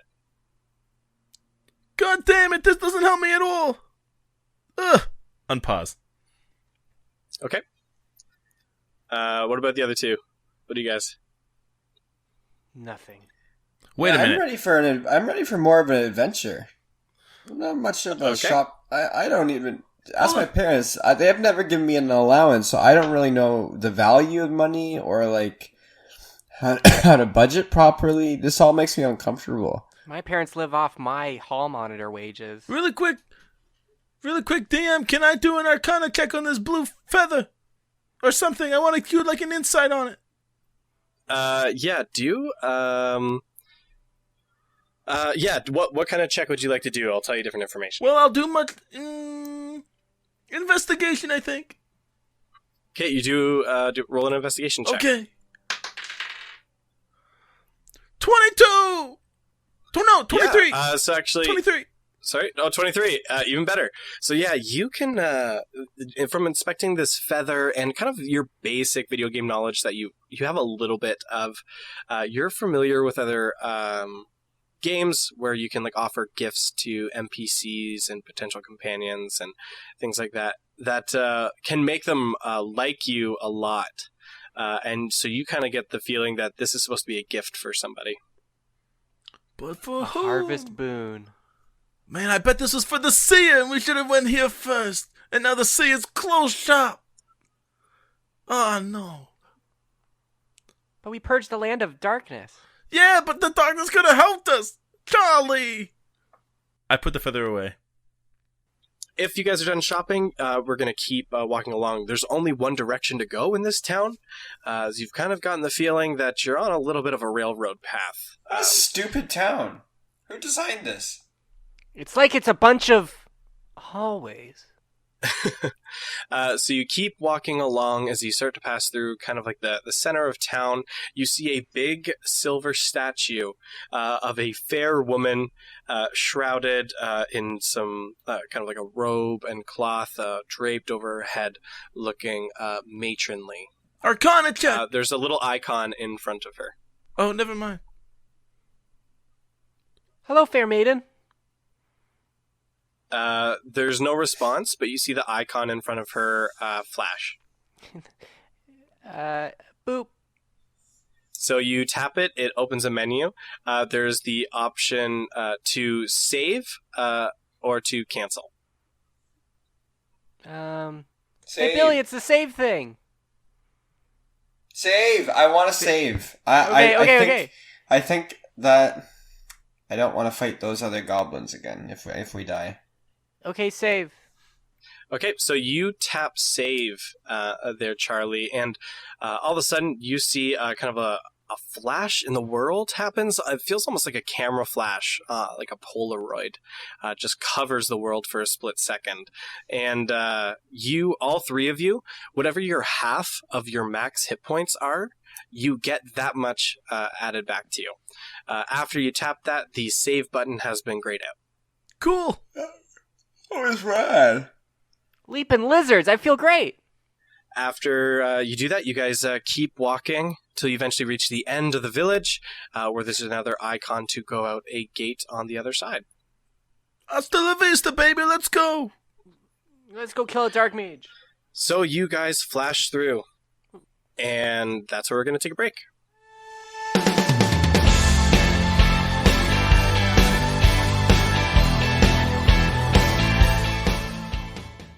Hey everybody, it's your resident usurper here. No, I'm just kidding. I stepped in for Seth this week so he could have a little bit of a break, but hey, you're hanging out with me, Connor, in the mid-roll, also known as Darian Branch from Season 1 of Cheaper by the Dungeon. And yeah, we just have a couple announcements and things we want to bring to your guys' attention just in this mid-roll here. I hope you've been enjoying the episode so far. It's been, it was a lot of fun to do with the guys. We wanted to do something, a little bit different, but not too different, like just something to shake it up and give Seth a break, like I said before. But we got some wild things coming in the second half, so make sure to stay tuned to that. So the first thing that I want to bring your attention to is some of the music in this episode. The music in this episode has come from us from two different sources, and so we just want to give the credit to them there. So the first one comes from music by Eric Mateus. He can be found at www.soundimage.org. So we just want to say thank you to him for allowing us to use his music. And the other source comes from playonloop.com. They provided us with some of the kind of 80s jams that you heard near the beginning. They were a lot of fun to use, and I appreciate the music from them. The next thing I want to do is just to draw your attention. We have social medias. That's right. We're on the interwebs, multiple platforms. You can find us at Instagram at Cheaper Dungeon, as well as you can also find us on Twitter at Cheaper Dungeon. On Instagram, we like to share a lot of the community stuff, some funny memes and things as well. But you can also find some of our artwork there, as well as some other behind the scenes photos of some recording. And then on Twitter, that's where we do a lot of, fan engagement. So we tweet regularly, about new episodes, other things happening in the community. So you can engage with us there as well. And we encourage you to do so. Something we did previously on Twitter that we want to bring back is taking item submissions with the new season around the corner. Seth loves to incorporate magical items, and so if you want to start sending us your suggestions, or if you know of something else in the community that someone else has done that was really cool, you can pass those along, and we can look at trying to find ways to incorporate those. So yeah, we're looking forward to some of those submissions, and so again, that's at Cheaper Dungeon and on Twitter. The next thing is Patreon. Guys, we love making this show. It's a labor of love for all of us, something we all really enjoy making for you guys and sharing with you guys.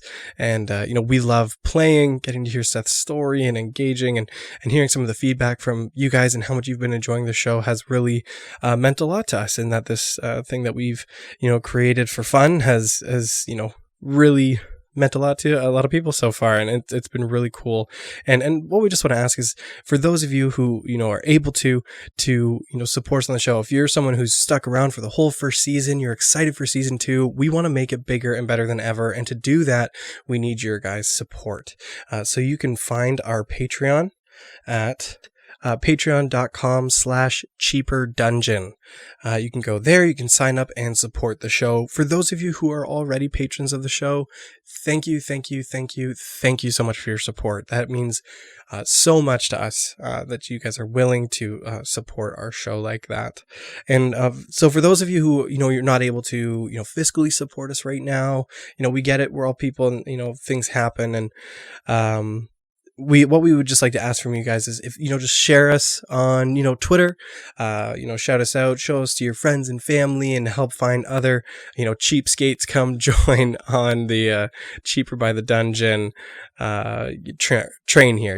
We really want to make something great for you guys, and we would just love to get that support from you guys, and we really appreciate all of the support we've gotten so far. So thank you so much again. Lastly, guys, Season 2. Mentioned it a couple times earlier, but Season 2 is coming. Holy crap, already on Season 2 of Cheaper by the Dungeon. That is wild. We're really excited for Season 2 for you guys. We're getting into some new territory and some exciting things, and we can't wait to show it to you. So the first episode of Season 2 is going to be coming out in 2 weeks.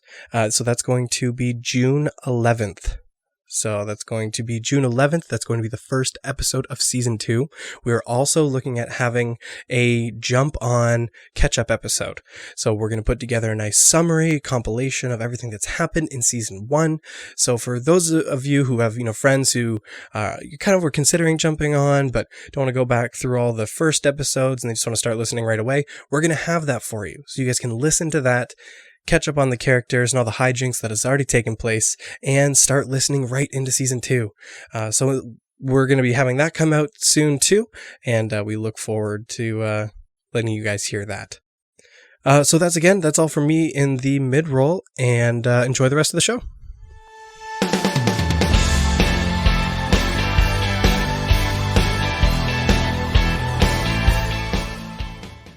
And we are back. It's been a long time. I've been wanting to say that line myself because someone's been hogging all the glory. Yeah, Billy, get out of here. But yeah, so the three of you appear on the other side of the village as a long path is outstretched before you. And there's a flashing arrow to keep moving. So the three of you keep walking forward, following the arrow down the path for what feels like 20 minutes. It's so long. And it seems like there's not really any scenery changes. You just keep following down this path until finally you see a new scenery start to appear. It's a lot darker, and you see the sky slowly transfer into a gray, overcast. You see a long wall of a forest that's dead. There's no leaves left on these trees. You hear and realize there's been a small soundtrack in the background the whole time, and this soundtrack slowly shifts into something more ominous as you proceed forward, and you see a banner appear on the screen as you see a zone change into the dark forest. Do you guys enter inside? Let's press on! Before we go in, I have 5 candles on me in my inventory. I give 1 to each of them. Okay. Do you guys all light the candles and hold them? I'm literally carrying 10 torches. Why do you have torches? I only have candles. I'll use my torch. I'll bury his candle and save it for later. I light my Come candle back. off his torch. I grab the candle he gave me, and I cast light on it. Okay, the candle itself isn't lit in flame, but the candlestick just begins glowing. This is just in case it rains. You can't put out light with water. Okay, so you guys proceed into the dark forest, and as you step in, you hear crows cawing and the rustling of something running between the trees as you keep walking along, and it's a little bit scary, actually. You've all kind of realized you're kind of in a game, but this is still giving you the heebie-jeebies being just stuck in here, and you keep walking through. Suddenly, the trees begin to clear as you see a big lake appear in front of you.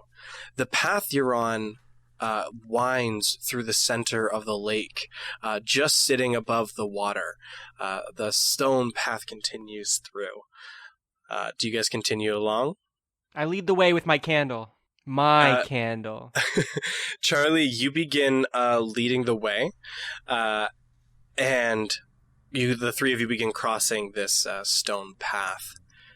As you do, I would like all of you to make a perception check. Here we go. 19. 12. 16. So, Charlie and Anthony, as you guys are walking through, you see the water look like it was a still lake, but all of a sudden look like there's some ripples, and it looks like a wave is almost rolling through. Like there is like something is just rolling below the surface. And as you guys begin to see this, you see it charge forward towards the bridge that you're on, and you see it splash out of the water and stand in front of you on the road, and before you see this massive shrimp-like beast with 4 legs and 2 massive pincers with tentacles extending from its front of its face. You see it scream as it stands on its back legs as the name of a jewel appears in front of you, and another banner along the sky, and a booming voice. Roll initiative! This guy's a jewel. Do you get it? Like a tool. He's a tool, but he's a jewel. I got 4 plus 2, 6. What's the matter with me? 22. I am speed. And Billy? Yeah, 19. Mine's not as impressive. Yeah, so let's see, so this jewel is on the road standing in front of you, and first up in the order is going to be Charlie. Okay, I have an allergy for shrimp. Does that affect me in this case or no? No, because Litwick, I believe, the rogue character you're currently playing as, Litwick does not have a shrimp allergy, so you're fine. Instinctively, when I see it though, I grab my neck, so like I'm not gonna breathe. I'm like, I'm never leaving this body. And I'm like, I want to eat this because I've never eaten shrimp before. So I use my 4th special move. Yep. The Tangled Corridor, which is I pull out one of my nets. I have a net on me. And I throw the net over top of the jewel. Okay, so you could say this is a throwback. Okay, so roll to hit with the net. 17. Yeah, you see the net fly over and land on top of the jewel, and you see it kind of get tangled over top of its shell and kind of catch on part of the path a little bit. And it seems to be covered in the net. I did it, guys.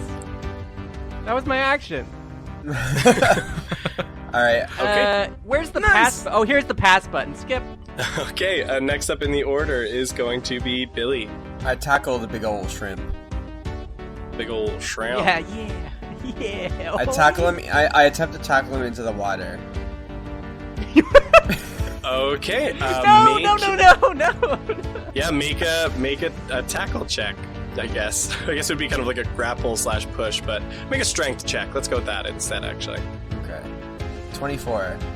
Actually, so you run over, and the Chul goes flying into the water with you tackling it into it. Billy, make an intelligence check. There's not much there.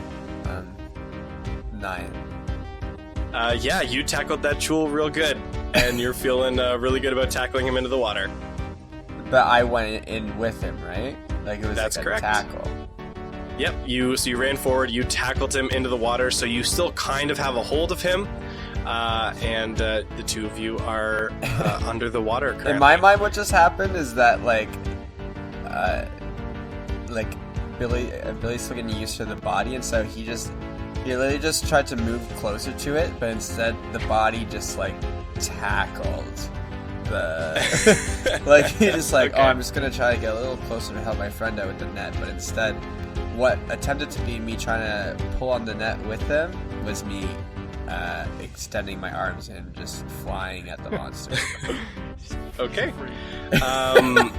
I'm still it's the free. So, He grabs a glass of water. It shatters. all right, next up in the order is Anthony. So am I just swimming in the water now with them? Like, what's happening? Yeah, you tackled him into the water. That was your action. Are we underwater or what's going on? Yeah, the two of you are currently underwater, just below the surface right now. You still kind of have a hold of him, because you grabbed him, and the two of you are just floating under the water, and that was the end of your turn. The jewel, is it still tangled up in the net? Yep, there's, the net is still on it, but you're having a hard time seeing it beneath the surface of the water. Okay. Oh, so Charlie doesn't have a grip on the net. No, I believe, Charlie, you let go, correct?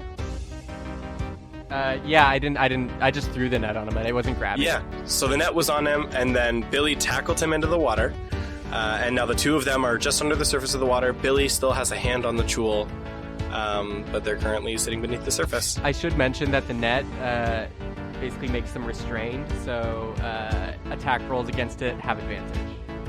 For your knowledge. That's good to know. I think I'm gonna just kind of cut this thing short. Lightning bolt might kill Billy.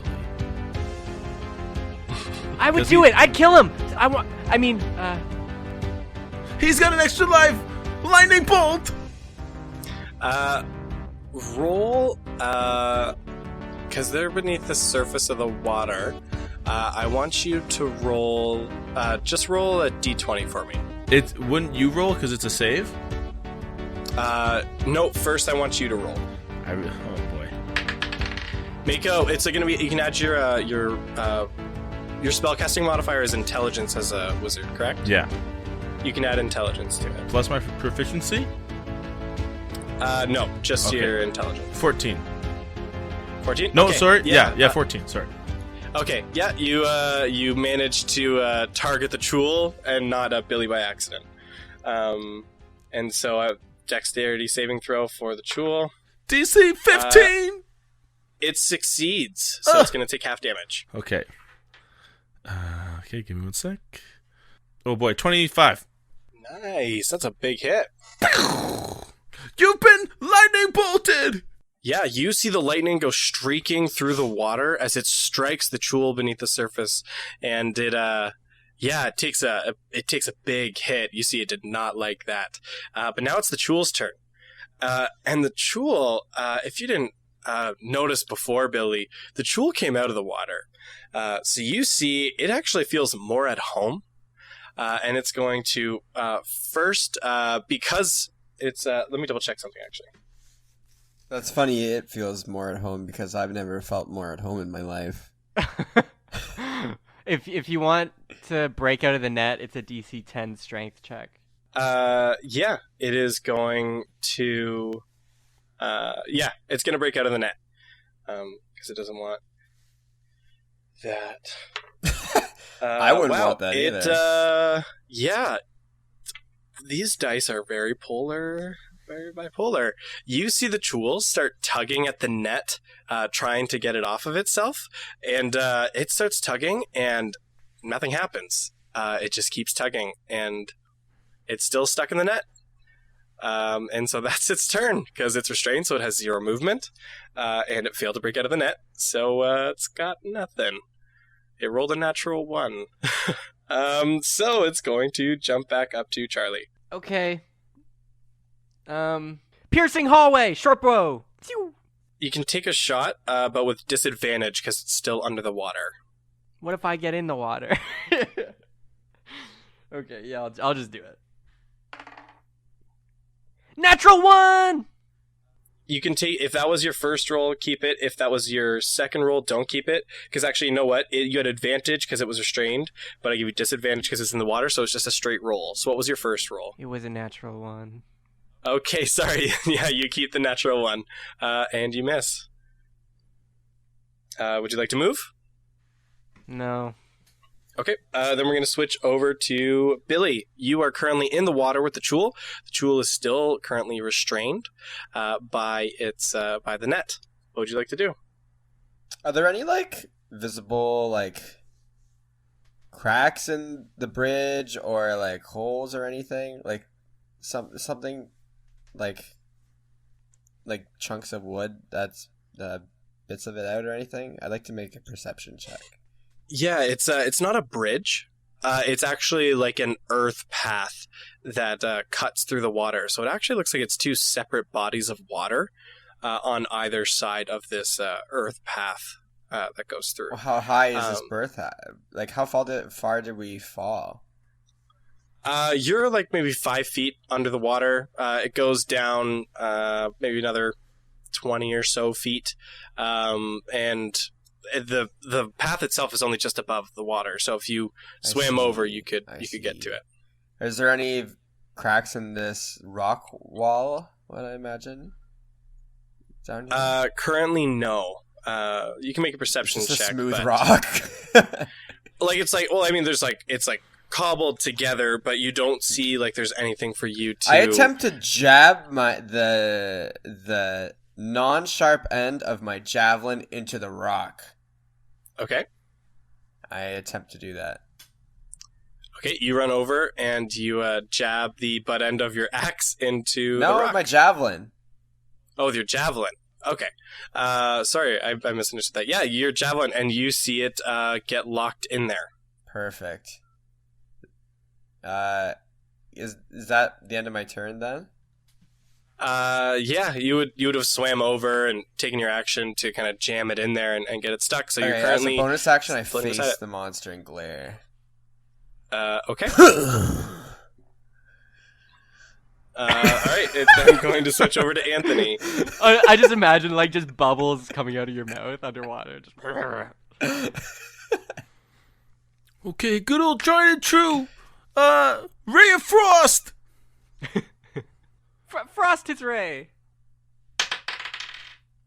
Nope, that's gonna be a 9. Yeah, your ray of frost kind of hits the water and really disperses as it starts to approach the Chul. Wait a minute! Hold on! I'm gonna use the numbers at the top right that I have at the beginning, the 2 numbers that appeared. Okay, which number would you like to use? I'm gonna use the 15 plus 7, 22. Yeah, that's going to hit. Roll damage. Yeah! That's gonna be 2d8. 11 plus it can only move 10 feet and it's until the next turn.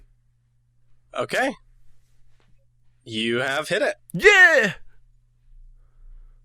Okay. Stay cool. So next it is the Chul's turn. And it's going to break out of the net. And it definitely broke out of the net. Broke out with a natural 20. So it breaks out of the net, and after breaking out of the net, it sees Billy over there on the rock wall, and it swims around wide and goes in to make 2 pincer attacks on Billy. So that's going to be a 17 to hit, and that's going to be a 21 to hit. So I believe those are going to hit you, Billy? Yeah. Okay, cool. So he's going to roll damage. Do it. I dare you. You'll regret this. You take 25 damage. Holy. Because it attacked with both of its pincers, and both of them come slashing in and grapple you for a big hit, and you are now grappled under the water with the jewel. And that's going to be the end of its turn. So next it's going to move back up to Charlie. So the Chula is grappling Billy? Yes. Underwater. It currently has Billy grappled under the water, and you see like big flashes of red as it grapples it, like Billy just took some hits. Billy, no! I dive in. You dive into the water they're right near the rock wall, so it's not like they're far away, and you swim down towards the Chul. What would you like to do? I want to get in between the Chul's body and my best friend Billy's body. I never felt okay, like so a it third has wheel. it has it currently in two big pincers on like its arms. Think of like a lobster. Mm-hmm. So are you just going to try and go in between the pincers and its body? Or are you trying to get in the pincers? I want to get in the pincers and, like, Superman lift the pincers up. I want to get him ungrappled for his next attack. Okay, go in and I'm make small, by the way. I could fit. Yeah, go in and make I guess a strength check with... No, I'll just let you make a strength check. Make a strength check. Just like a firefighter, like holding a beam above his head while people like run through. That's what I'm envisioning. It's like, it's burning, and I'm like, Billy! And I, with all my halfling small child strength. 15.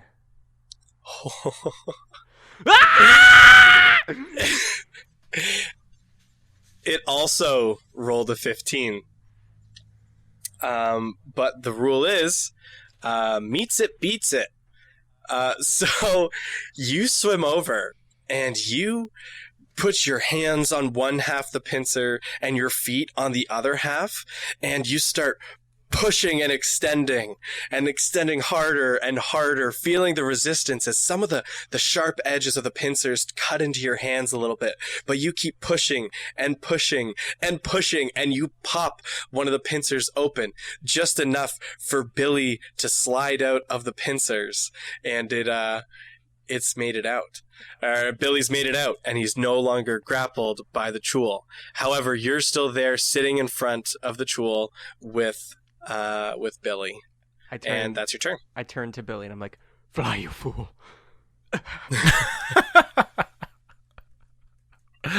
Amazing. All right, next is going to be Billy. Never gonna be the cool guy. I'm more the one who's left out of all the characters at school. I am not the one who the story's about. Why can't someone just help me out? Billy, do something! Billy, I'm holding this! It's cutting into my hands! I freed you! Do some, don't, this is not the time for a singing monologue! I've never been the main character. You are right now! It's your turn! But what makes this shrimp enemy thing think that it's gonna beat a couple of 3 main party members? This is just, that's a terrible story. So I'm gonna become what I've been meant to be. I'll activate my rage.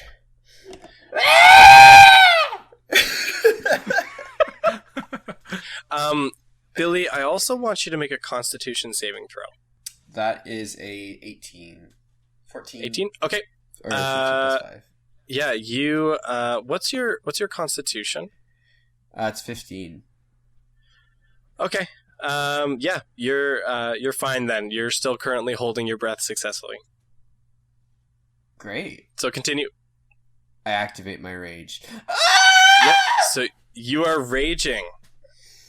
What do I do? You see, as Billy, after singing this heartfelt song, you see him kind of floating in the water, and you see his arms come in and his knees come in, and it's like they were slowly coming in as he sang, until finally he finishes the final line of the song, and it ends with a roar as bubbles shoot out of his mouth in the water, and you see him start to pulse with this energy as he's there in front of the Chul holding his battle axe. I believe you have a battle axe, right? Yeah, but I'm not gonna use that. Does anyone remember that javelin I put in this wall? I do. I grabbed the shrimp, and I start pulling towards where I am, which is right beside the spear sticking. Okay, so you pull it into the javelin slowly.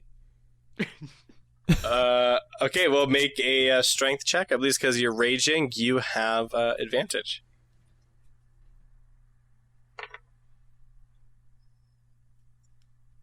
That is a 24. Yeah, that was an 11. So you start slowly pulling the Chul towards the javelin. And you see its tentacles are whipping around as it's like... and it's like whipping around, and you slam it into the javelin. And you just hear, you know how like everything's muffled underwater? You just hear...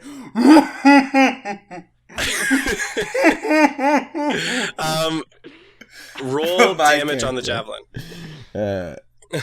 Roll what? Roll damage on the javelin. So whatever the javelin's damage is. +2 because I'm raging. Mm-hmm. It's 1d6 plus 6 then. That is a 10. Okay, and you're going to get an extra +5 damage because you're holding it and you're pushing it onto it. So it's 15 damage total. I keep laughing.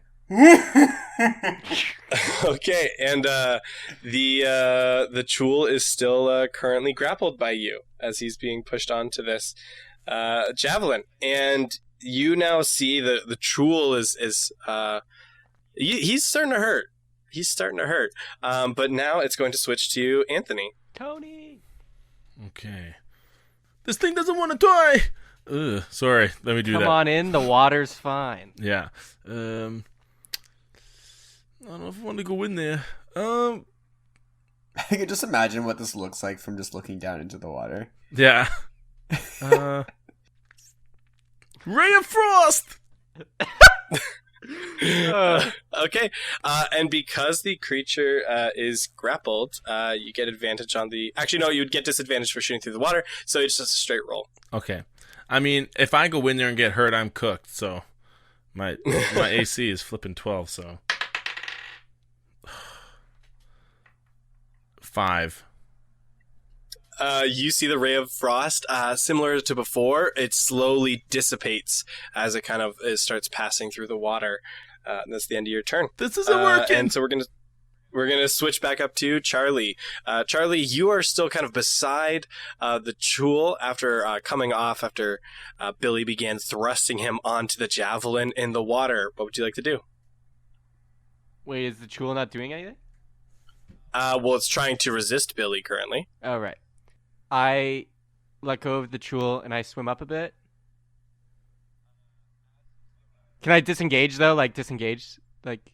So, no, Seth, you already said you were going to just swim up. You did not disengage first. So you see it sees you start to go up, and it's going to make a wide claw attack at you for trying to, for swimming away. Oh my gosh! That's another natural 1. So it swings wide. It's so distracted by Billy that it starts to reach its claw and then immediately whips it back down. As you see, it actually loses a bit of ground on the javelin and goes a little bit deeper onto it. But yeah, Charlie, it's still your turn. You managed to swim away from it. While I'm swimming and I see it missed and it messed itself up, I look back and stick my tongue out and water. And I swim up and I come back on dry land and I move over to Tony and I'm like, Tony, do you got any special moves? I can't even doing them. Well, if you have one, you should pull it next round, because I'm going to use my action to help you in combat. And I get behind him just like I did earlier, and I put my face in his ass, and I put my hands on his hands. and I'm ready to help, so he should have advantage on whatever attack he does next. Yeah, okay, you're gonna take the help action then, and you're gonna try and help guide Anthony's next attack. Yeah. So it's gonna switch back down to Billy, who still has the jewel in hand, and he's still got him on the javelin. Okay, I pull up my great axe now, and rolled I attempt to slash at him. Okay, so you let go of him, so he's no longer grappled, and you take a swing. All right, I'd have to roll to hit, right? Yep, you can. If you're gonna do two, like if you're taking an attack, you can attack twice, so you can roll both. 21. That's going to hit. All right, that's 16. And then I'm gonna hit again. That's 14. So 30 damage for those for you kids at home. Wow, yeah.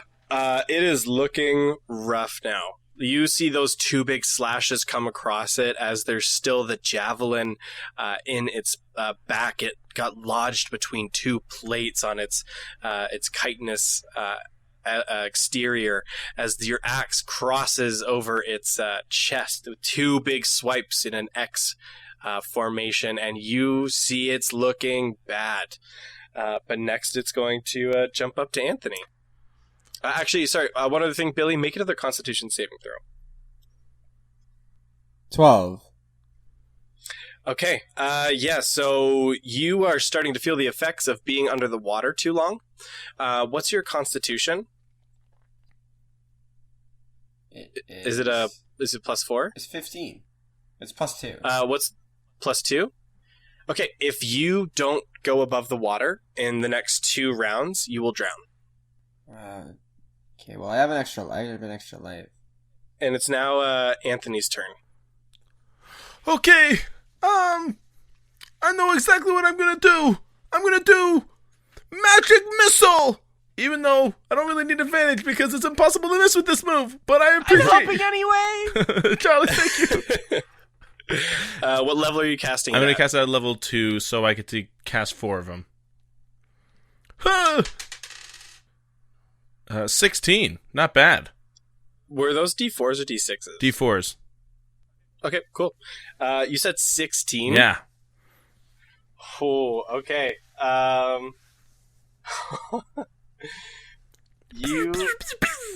You see those 4 missiles fly out of your palm, and they splash down into the water as it's still recoiling from the axe hits from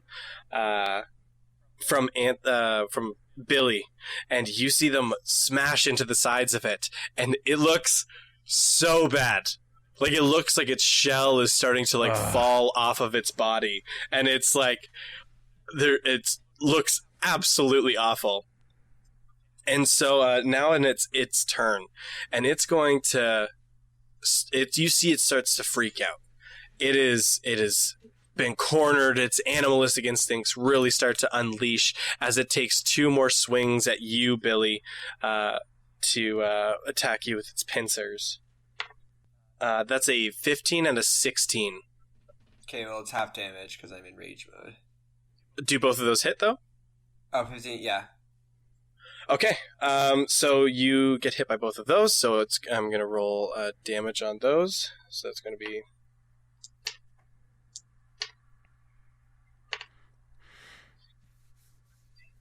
that's another 24 damage, halved, because it's... because you get the resistance half damage, so that's 12 damage you're going to take from that.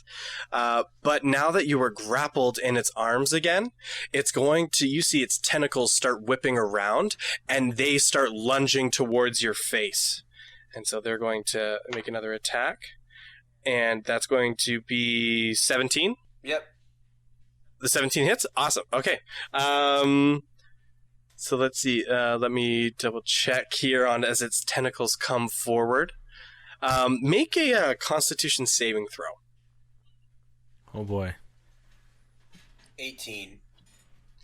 Okay, so you feel the tentacles come wrapping around your neck and head as you feel these barbs on the tentacles start piercing into your body as a poison starts to set in. But in your barbarian rage, you feel your body pulse and resist the poison as it's rejected back out of it, and you manage to resist it. And that is going to be the end of its turn. So it's now going to jump back to the top, where it's going to jump to Charlie. Charlie, you see Billy currently under the water with the Chul. It's looking real bad. Billy's taken some pretty big hits, though, and he's also a little worse for wear as well, and he's currently grappled by the Chul under the water. What would you like to do? I remove my face from Tony's ass. And my hands slide off his, and I look at him. I'm like, I've taught you all I can. See? Damage numbers like that should happen every turn. Oh my god. I see. And I see I see the exposed shrimp body, and it looks delicious. It looks like the forbidden fruit I've always wanted to taste, but I couldn't due to my allergies. And I take out my rapier, and I jump in the air, spiraling down like a corkscrew to go under the water and stab the Chul with my rapier. And all the while I'm shouting, "Special move! Davy Jones hallway!" Okay, roll the hit. Oh, hell yeah. Oh, that's a 23. Yeah, that definitely hits. Roll damage. That's a 9. Yeah. So you come splashing down through the water, and with your rapier extended out, piercing through like an Olympic diver, gently passing through the water as you go straight down. Billy, you see the Chul recoiling back after its tentacles attempting to poison you, and just as you see it start to ready its claws to go and strike you again, you see Charlie come straight down, rapier through the top of its skull into its body, and you see it recoil back and whip around as it begins to static and shift and jitter, and it explodes into pixels, and it dies. The two of you come floating up to the top of the water. Billy, you gasping for air as you were dangerously close to drowning. And as you look up, you see another big set of big yellow text appear in the sky that says "Success!" And you feel that release again as that invisible barrier locking you in has once again dropped. And you've defeated the Chul. Hey, we did it! I know we could do it! I look for any remains. The remains disappeared with the Chul's destruction. It didn't drop any shrimp bits, like for loot or something. Make a investigation check. Can I look too? Just for loot? Sure. Just for loot? Okay. Sure. Shouldn't have rolled 4. It's a 10. A 10? Yeah. You do see a glowing icon at the bottom of the pool. I swim. I go for it. You swim down, you go and grab it, you tap it, it adds into your inventory, and you can see it says Chul meat. And there is a little heart icon that you can see on the corner of it with a question mark beside it. I swim back up to the guys. Hmm? And I assume the inventory has like a Minecraft system where it's like you put the stuff in certain spots, it makes something. Currently there is no crafting options. Okay, I combined the bread that I've bought with the meat. That's Dark Mage 4. Ooh. Yeah, so you layer the two, and you see it transform into a Chul meat sandwich. I take it out, so it materializes in my hands. Mm-hmm. But I'm not a greedy boy, so I take my rapier, and I slice it into quarters, and I give one to Billy and one to Tony, and I'm like, tonight we feast! I mean today, right now, let's feast! I want to try this. Okay. And I bite. Do you all take a bite? Yeah, but I stick my tongue out enough to at least see what it tastes like, and I imagine it's pretty salty. It is very salty. But I thought this was freshwater, DM. They can This survive doesn't make on any both, and sense at all. He's spent a lot more time in the ocean. He's just been hanging out here for a little bit. So if we follow this river, we might get to the ocean, fellas. Eventually. So, do you all take a bite of the sandwich? I don't. I do. I do. Okay, Charlie, Billy. I do. Yep. Okay, the two of you take big bites of the sandwich. I take a You small see the bite. Sorry. No, well, you take the bite and a large bite appears all the same, and then all of a sudden you see the sandwich disappear like it has been consumed, and Charlie and Billy make Constitution saving throws. 14. 16. Both of you just managed to succeed in resisting the poison that has permeated the Chul's body, and you can feel like you would be paralyzed, but your bodies managed to resist it, and each of you gain 5 HP. Finger looking good. I've been missing out on this my whole life? What? Oh, man. The forbidden fruit. I eat the other quarter. Okay, make another Constitution saving throw. 4. Oh. You take a bite, and you, although your body could resist it the first time, the second time, not so lucky, as you feel the poison rapidly shock through your body, and you are paralyzed. And you still regain 5 hit points, but you are currently paralyzed on the ground. It's so good.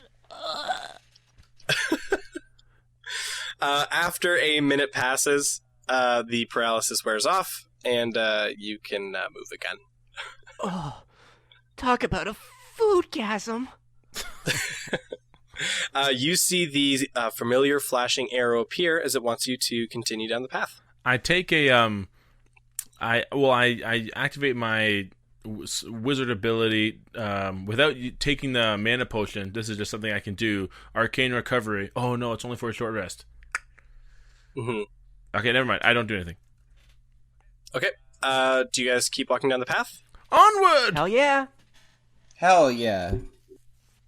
So you guys continue to make your way down the path, following this flashing arrow as you cross through to the other side of the lake and back into familiar forest scenery as you entered in on.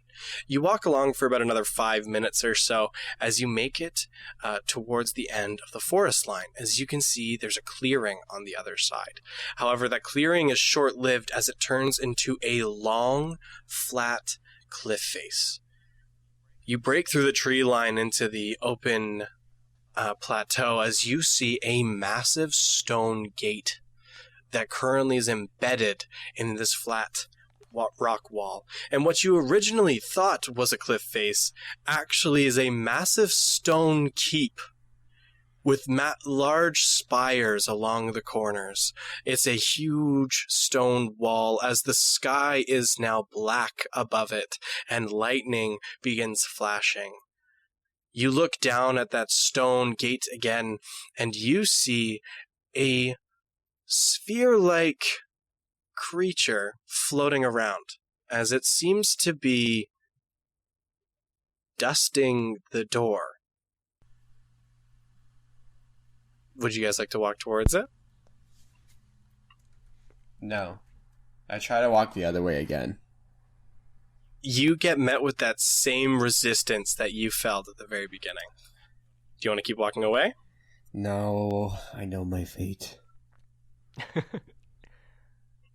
I'm I'm not going to make this decision, fellas. How far away is it, Connor?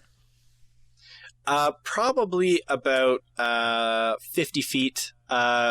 It hasn't currently paid you any mind, and it's hard to kind of fully make out what it is at this distance, but it looks like a floating, round creature, and again, kind of looks like it's dusting the door. Okay, guys, let's take this to a vote. Friend or foe? I say foe because, as my parents always told me, spheres mean oh dear, and that's bad. Definitely a foe. Billy? Yes. Okay.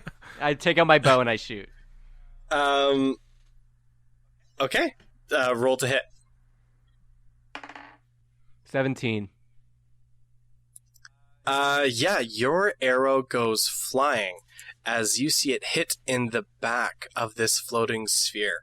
And you hear a scream. Roll damage. I don't feel as good about this decision anymore. I should have tied a note to it or something. That's 7 damage. Nice. Okay. Can I do something too? Sorry.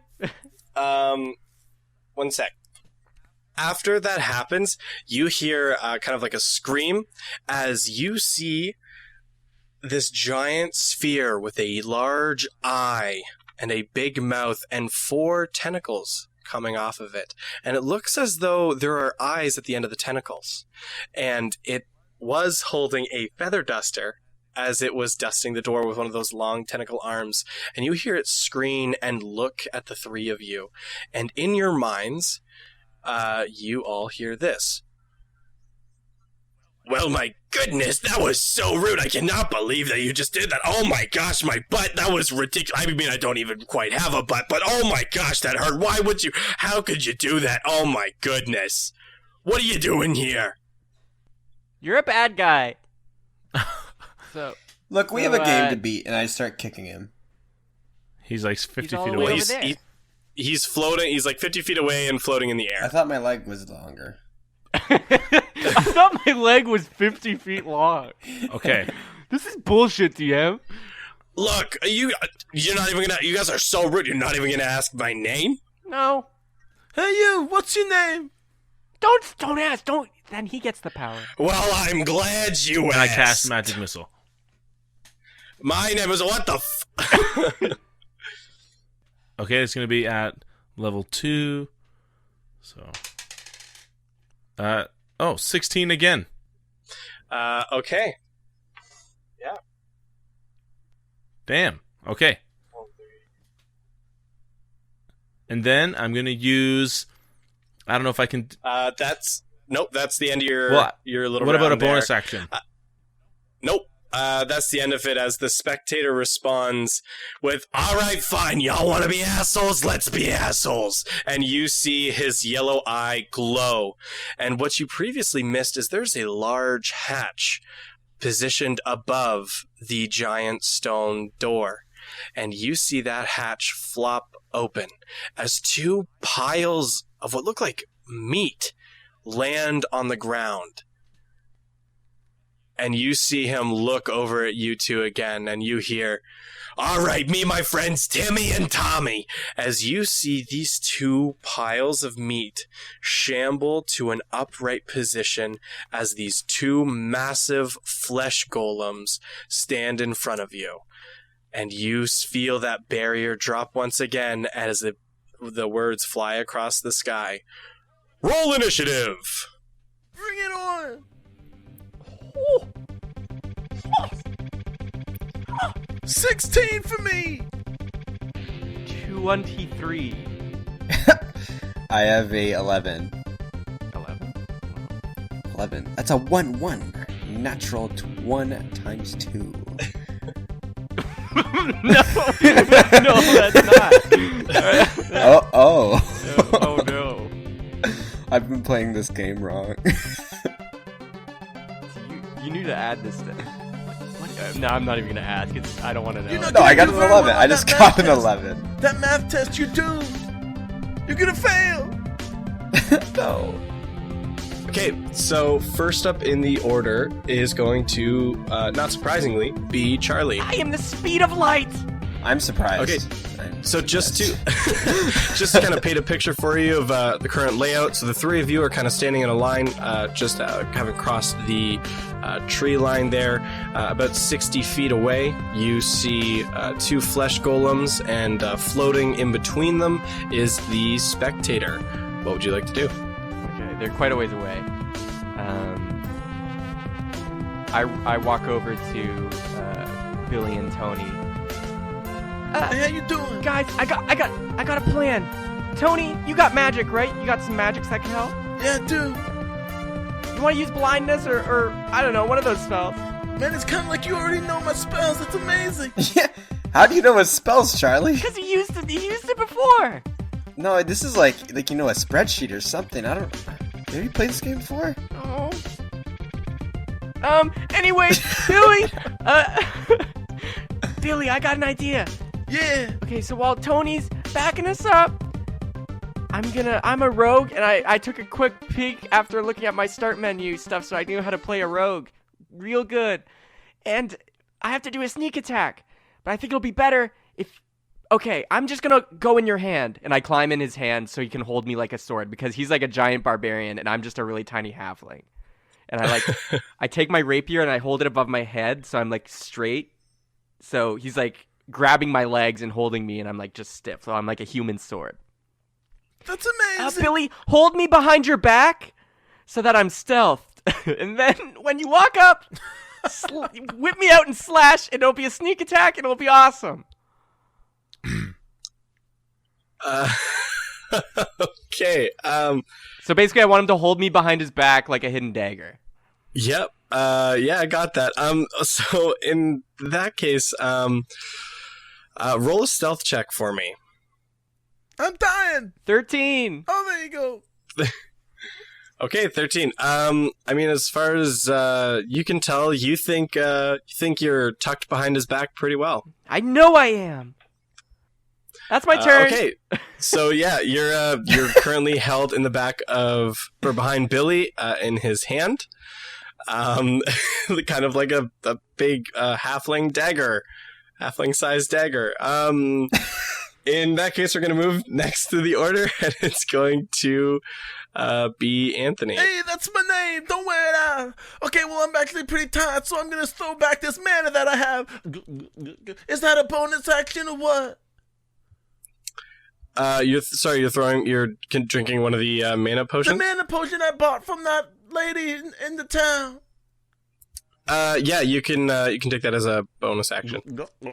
Wow, it tastes like blueberry, raspberry, blue raspberry. I'm gonna cast blindness. I cast blindness. They have to make a Constitution saving throw, DC 15.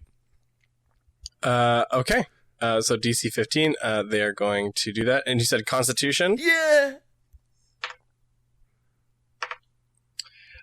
Okay, so the one on the left side, from you guys staring at them, it did take effect. The other one saved. What about the big floating guy? So the one on the left is, you see it start kind of throwing its head around a little bit after you see this black shroud kind of swirl around its face, and it seems to be very distracted, like it can't perceive anything currently. And I say to everyone else, you now have the advantage on attacks against it, and it has disadvantage on attacks against you. I give Tony a wink from behind Billy's back. I somehow feel inspired. Does he get an inspiration point? Does he get an inspiration? That sounds like you got That one. sounds like you got an inspiration point. Hey. Yeah? You can take a point of inspiration. Hey, Oh, that's Oh, my I give a wink to boys. Billy too, even though I'm behind his back. Does he feel it? Does he get one? no, he does not. I wink at my other eye with my current eye. I feel the love from everyone around me, and I get an inspiration point. Anthony, is that the end of your turn? Does he actually get one though? Does Billy get one? No, he does not. What if I feel it? I really feel it. No, okay, we're moving on. Anthony, you gonna do anything else on your turn? I'm gonna back up 15 feet so I'm not so close to the action. Okay, great. Actually, one quick question. What was the range on blindness? You don't need to know. It's 30. It's 30 feet. That's none of your Okay, business. So Yeah, you were that's 60 feet private. away. So you were 60 feet away. So you would have had to move 30 feet forward to cast it. So I'll allow that to be the case. But now you're 30 feet from the two flesh golems and the spectator. That's fair. All right. Okay. In that case, it's now going to be the spectator's turn. So the spectator, having seen Anthony here start throwing around some magic spells, is not a fan of that. So what he's actually going to do is you're going to see two of his eyes start whipping around, and he's going to shoot two of them at you, Anthony. So I need you first to make a wisdom saving throw, and then I would like you to make a constitution saving throw. Repeat on. 13 for my wisdom. 7 for my constitution. Okay, so you see the two colored beams come shooting out of the spectators, two of the four eyes kind of on the tentacles. The first one hits you, and you feel a wave of confusion start to pass over you, but you manage to shake it off in your wisdom. But after feeling confident and good about shaking off the confusion, you get hit by the second ray, which is a paralyzing ray. And so you are now paralyzed for 1 minute. As you've failed that saving throw. At the end of your next turn, you can make another saving throw to try and do it. But until that point, you are paralyzed. Dang it, I guess that would have been next, a perfect time to use my recently acquired inspiration. Would have been, but you already know the result, so unfortunately you cannot. So in that case, after the spectators, it's going to switch to our flesh golems. So the one on the left, not really know what's going on. It's just going to start blindly charging forward, but it doesn't really know where anything is. But it's going to attempt to swing at you, you, Anthony, but it has disadvantage because it's blind. It would have seen your position before it was blind, so it's just kind of aimlessly running there. That's going to be disadvantage. So, what's your AC, actually? I don't want to tell you, DM, but it's only 12. It's only 12? Yeah. Okay, so actually it's still going to hit on the first one, and it does miss on the second one, though, so you're fine on that one. So it's going to roll damage. Actually, you're paralyzed. No, I'm not. DM, you gotta roll a wisdom saving throw. Because you're paralyzed, I'm fooling you. Because you're paralyzed, it's actually an auto crit when it does hit. So this is going to be crit damage. So that's going to be 16 points of damage. Whoa. Just from the hit there. Wow, yikes. So then the other flesh golem is going to run up, and because everybody else is too far away, they can only move 30 feet, it's going to run up and swing at you as well. Also, DM, can I cast spells if I'm paralyzed? You cannot. You cannot do anything until you remove the paralysis, which happens at the end of your turn. Okay. Okay, so it actually has advantage because this one is not blind. That's going to hit, and that is also going to hit. So you're going to take 2 more hits there. Ooh, really sorry about that roll. Wow. So that would be... I can feel Bowser getting closer to me. He's chasing me down to King Koopa. Mario, where are you? Did you cast blindness on yourself? No, but it's just a feeling I have. You just... King Koopa's breathing down my back. That's gonna be 34 damage. I fall unconscious.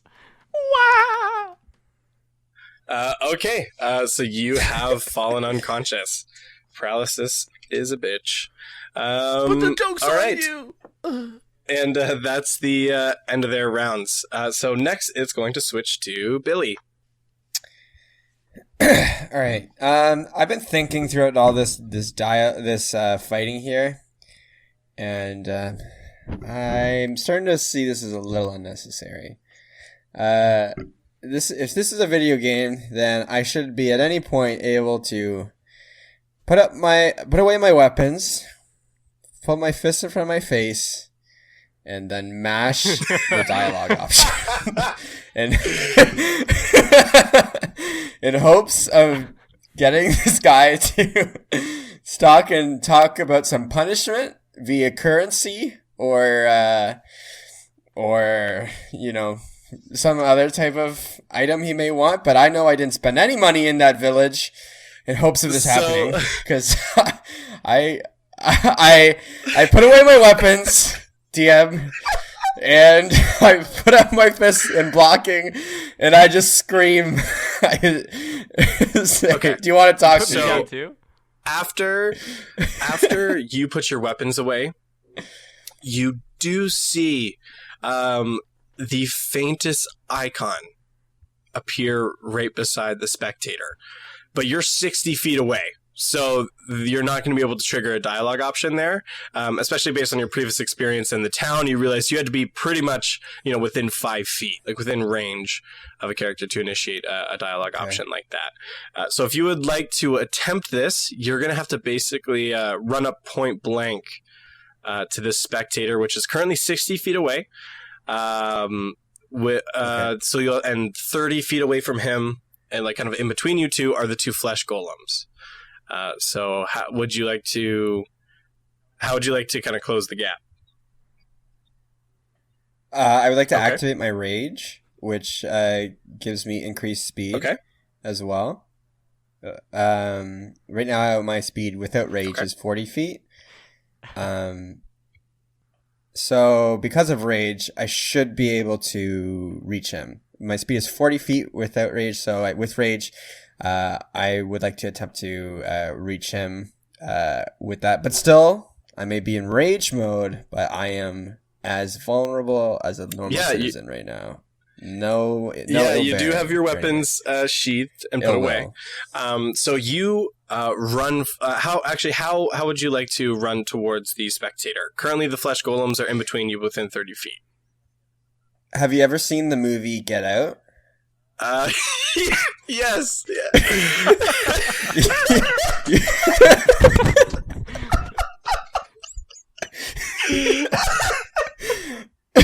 You know that scene where you think the guy's gonna run right at him and like plow him over? I would like to run like that. So in your rage, Billy's just like very stoic, like eyeing down the spectator, knowing what he needs to do. And when he's just about to reach the range of the flesh golems for an attack of opportunity, makes a hard right, hard left, and just keeps going past them and manages to stay out of range. So the spectator's floating. So I want you to make an athletics check for me. I can make an athletics check, so I'll just roll for that. I get +7 on athletics because I have high strength. That is a 21. Yeah, so you, as you're sprinting and you jump and you're within range of the spectator now. So I want you to go ahead and just roll another d20 and just add your proficiency. Proficiency, okay. 16. Okay, so you go sprinting in, and you jump with this magnificent barbarian rage that you see the reticle change shape, like you've just reached the range to talk to the NPC, and you start mentally mashing the A button as fast as you can, just trying to like, come on. My mouse is like, oh. As you do, you freeze midair, and your character turns, and the spectator turns to face you.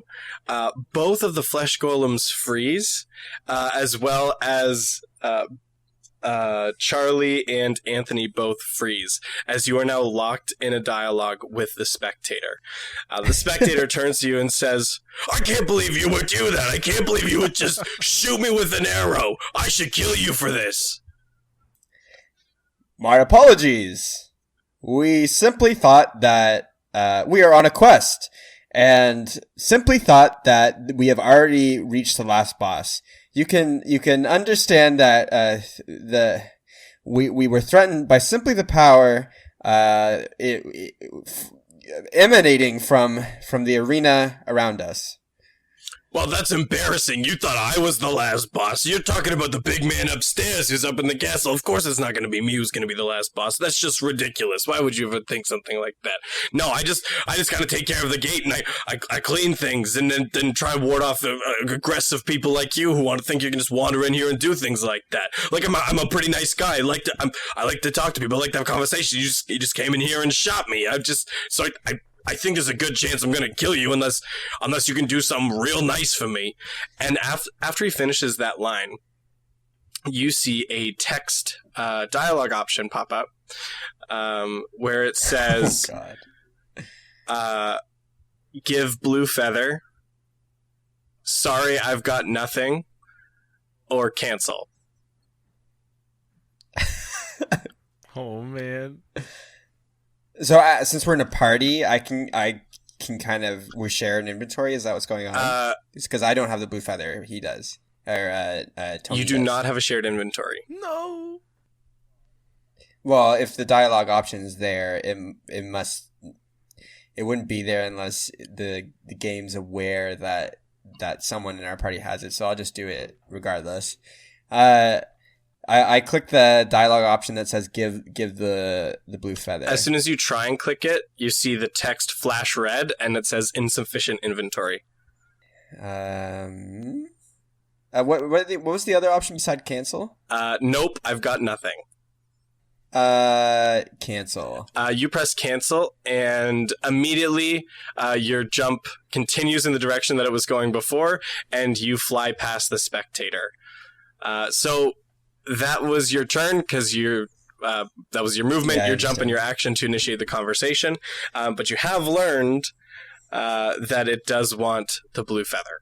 But now it is going to switch back to the top of the order, which is Charlie. Charlie, you're left 60 feet back from the spectator where Billy had ran away from. No, I don't believe I am.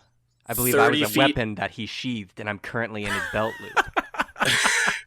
He did say that. I am a human weapon. Technically, I'm in Jacob's inventory, or Billy's inventory. He was stealthing it. Jacob wouldn't have been able to run the way he did if he had still been carrying you, so he would have had to put you down. He never said that, DM. Give me this. Come on. I'm sorry. Billy made his decision. I am just a straight sword lying on the ground, thinking I still got the stealth. What would you like to do? Man, I don't know. Did he see the dialogue box, by the way? Yeah, did I see that? Both of you make a perception check. Well, I'm unconscious. Oh, yeah, so then Anthony definitely didn't. I'm unconscious. 16. Yeah. Charlie, you definitely would have seen the blue feather dialogue option. So I'm lying on the ground, stiff as a board, like holding my rapier high, just like face down in the dirt. But out of the corner of my eye, I saw the dialogue box. In the back of my mind, I'm thinking, Billy, you need to be more careful with your weapons. But believing that I am stealth incarnate, I slowly go into like a panther, like pounce all fours stance. Like I push myself up off the ground. And seeing the blue feather, and seeing the only one who I know has the blue feather and is currently unconscious is over there, I start booking it towards him. Towards Tony. So, yeah, you have 30 feet of movement, so you can do that and run up into range there and get to Tony. What would you like to do? I reach into my inventory. I'm glad I got 2 slices of bread! And I shove a piece of bread down his throat. That's the only healing I have. Yeah, as you do that, you see a +5 in green text pop up beside his head. And now, Anthony, you've just regained 5 hit points, and you are now conscious. Wow, I'm feeling great! High five! High five! Yeah! You owe me a sandwich. All right, because I stole one Thank from you you when we were in grade school. What? I mean, That was you? Yeah. But that was a different life. We're in a different Don't worry, world everyone's now. done that. It's kind of normal. Tony, it's your turn. Oh yeah, Tony, it's the blue feather. You got to give it to him. Also, put So- down any weapons. Yeah. So that is the end of your turn, Charlie. And Anthony, Tony, it's your turn.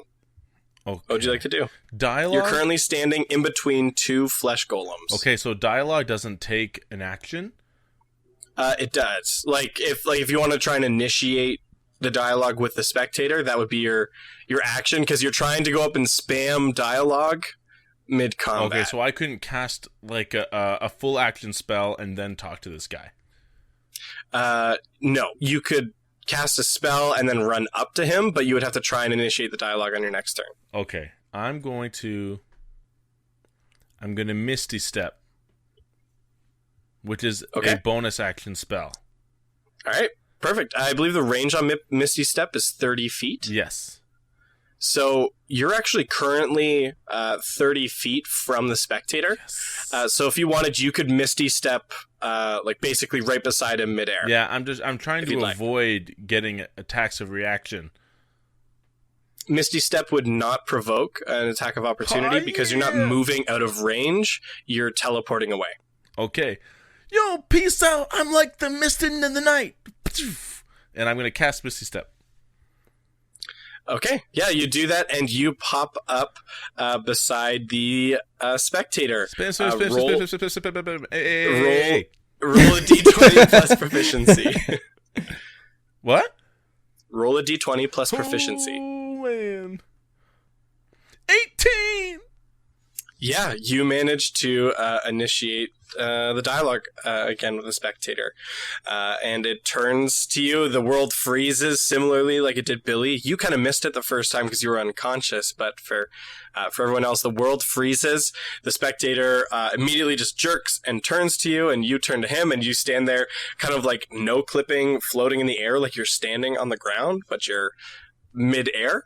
And it turns to you and says, I can't believe you guys would do that. You would just go and shoot an arrow at me like that. That's so rude. I should just kill both of you right now. All three of you right now. Hey, look, I'm so sorry. You know, I wasn't really thinking about what I was doing. I'd love to make it up to you if there was only some way.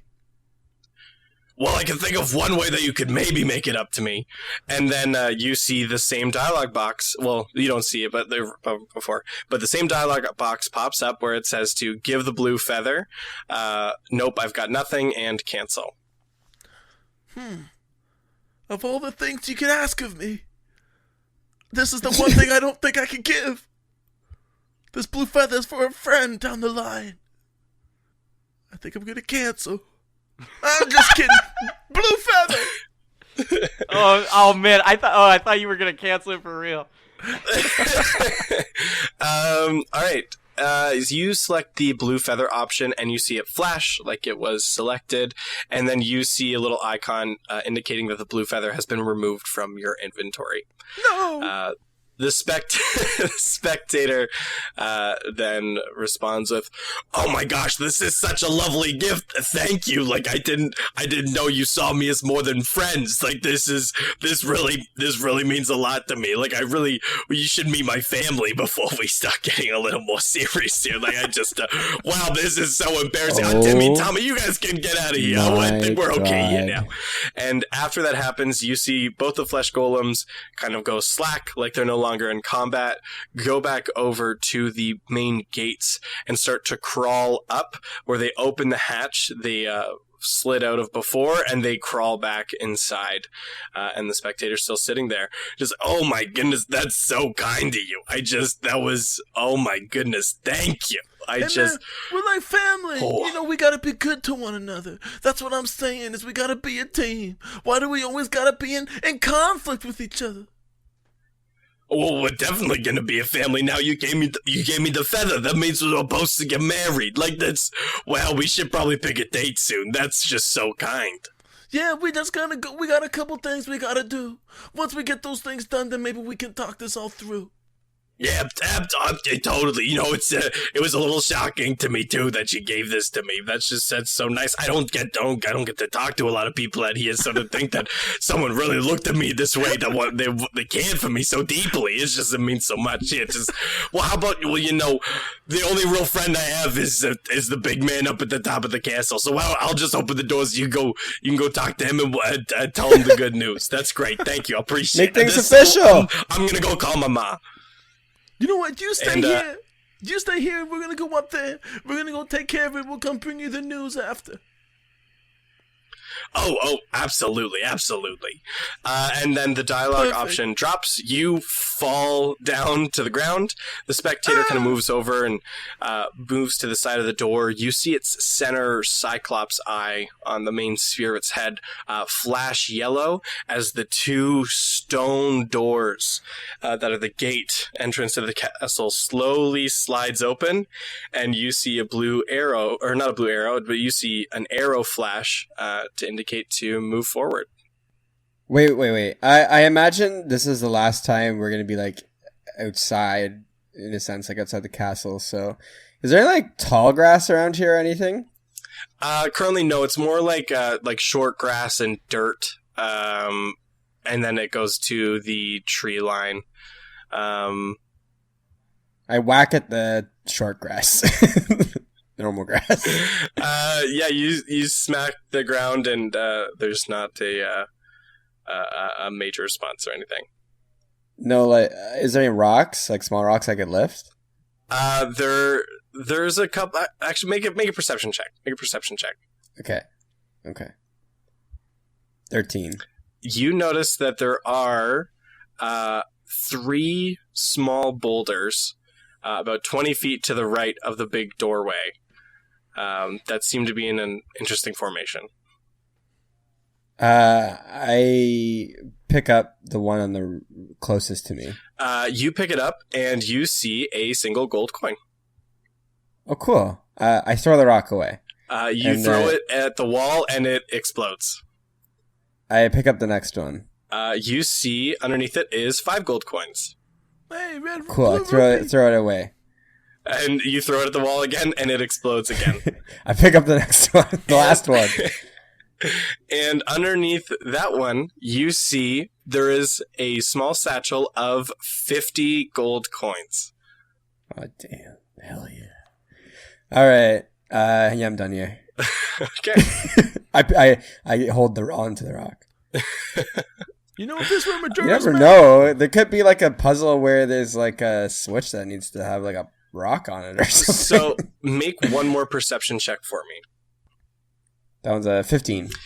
You see a similar looking rock on the left side of the door, about another 10 to 15 feet away. Oh, I ditch the rock I'm holding and I go to that one. And you pick it up as well? I pick it up. Yeah, so you pick it up, and as you do, you see a small pink fairy come flying out of it and starts to circle around you, and it restores 10 hit points. No!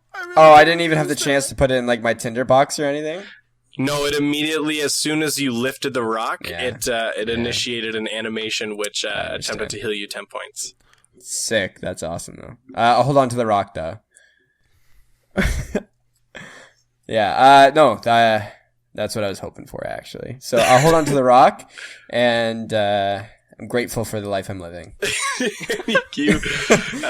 So the way you're carrying the rock, you have 2 hands over your head holding the boulder, and you can't really equip any other weapons or do anything until you do something with this rock. But for as long as you want to hold the rock, you can hold the rock. I can like perfectly picture that. Okay, It's like so do you guys want to proceed? Held up. Yeah. Okay. Yes, I would like to proceed. But I follow in the back because I'm really frail. Okay. In fact, guys, could we take a short rest? Please. Yeah, why not? Will the game allow us to take a short rest? DM, I'd owe ya. So in this, A Pumicilli always pays his debt. within standard D&D, normally you would be able to sit and take a short rest, but after you guys start sitting around for roughly 20 minutes, you don't feel anything change. 10 minutes short. Wait. I feel like I'm Well, no, so it's close to sitting- recovering. You got if you could choose to sit for 30 minutes, but there's just nothing that seems to happen. That arrow is still flashing to make you move forward. I mentally mash all the buttons on the controller. Is there not like a Skyrim one where it's like I can set the number of hours I want to wait, and it just like goes by? Currently, no. Or if you 'cause want, I old can school smoke a arcade games cigarette didn't- like Metal Gear style, but... We need No, someone to play currently- in our car and make it nighttime. This is just going to be something we're going to have to plead the developers to implement in. It's Yeah. just Come on, ridiculous Deb. At this point. Dark Mage 4! Dark Mage 4 will have a daytime cycle. You think 3 games into this and they would make this happen? I cast Mage Armor on myself. Okay. So you now have mage armor. So do you guys want to enter into the castle? Yes. Yeah. All right, so you guys do, and similar to every other zone change you guys have done, there's a brief flash as you disappear and repopulate onto the other side. You suddenly appear in a massive stone castle. You see chandeliers covered with cobwebs and flickering candles, a deep red carpet outstretched before you with small tears and wear sitting in it. You see generic looking paintings lining the wall of portraits that are so pixelated you can barely make out if it's of who it would ever have been, and massive pillars with more candles attached to them lighting the hallway with an arrow to keep flashing to move forward. So you guys continue to walk along. Can I have everybody make a perception check? 12. 17. 15!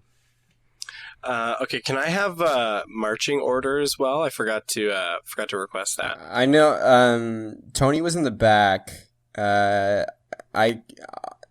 probably in the front, I imagine. Okay. With the rock. So you guys are walking along, and Tony, you in the back managed to see it just a split second too late. As you see the floor, suddenly a line appears through the middle of it, and it drop open. Billy, I need you to make a dexterity saving throw. It's just an 11. So you try and catch the side of this hole that appears beneath you, but you can't manage to grab it in time as you fall down and hit the bottom, and your character flashes red as you've landed in a pitfall of spikes, and you're going to take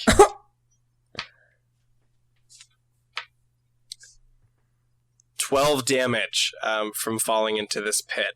After landing, you can see that there is a small ladder for you to climb out. I rushed to it because I imagine it's like a pit of spikes. I must be in like a 3-second vulnerable state. Yeah, like so invulnerable state. Yeah, you sprint to the ladder and you climb up, and you get out. Because the pit trap is triggered, you can still see it sitting open, so Charlie and Anthony, you guys can walk around it. I must have lost the rock then, right? You did. When you hit the spikes and you did your damage animation, you dropped the rock and it shattered on the floor. This game sucks. That was really nice of them to build that ladder for you, though. Yeah, well, otherwise it wouldn't be fair. Okay, so you guys continue to walk along the castle. It seems like it's like the same hallway that's just constantly repeating itself. Like the developers slowly started to run out of money and they really started reskinning things. And you're seeing the same painting over and over again of this pixelated blob that you still think is supposed to be a person, but you have no idea. And you go until finally you approach a staircase to proceed up it. And you walk to the top of the staircase, and I would like all three of you to make another perception check. 8. Another 15. That is a 14. So just Charlie this time. as you guys make it to the top of the staircase and start walking with finally a new tile set in this video game, Charlie, you notice something odd to the right. Something you guys have not seen before yet while being here. You see what looks like static. Pixels that look like they're dead.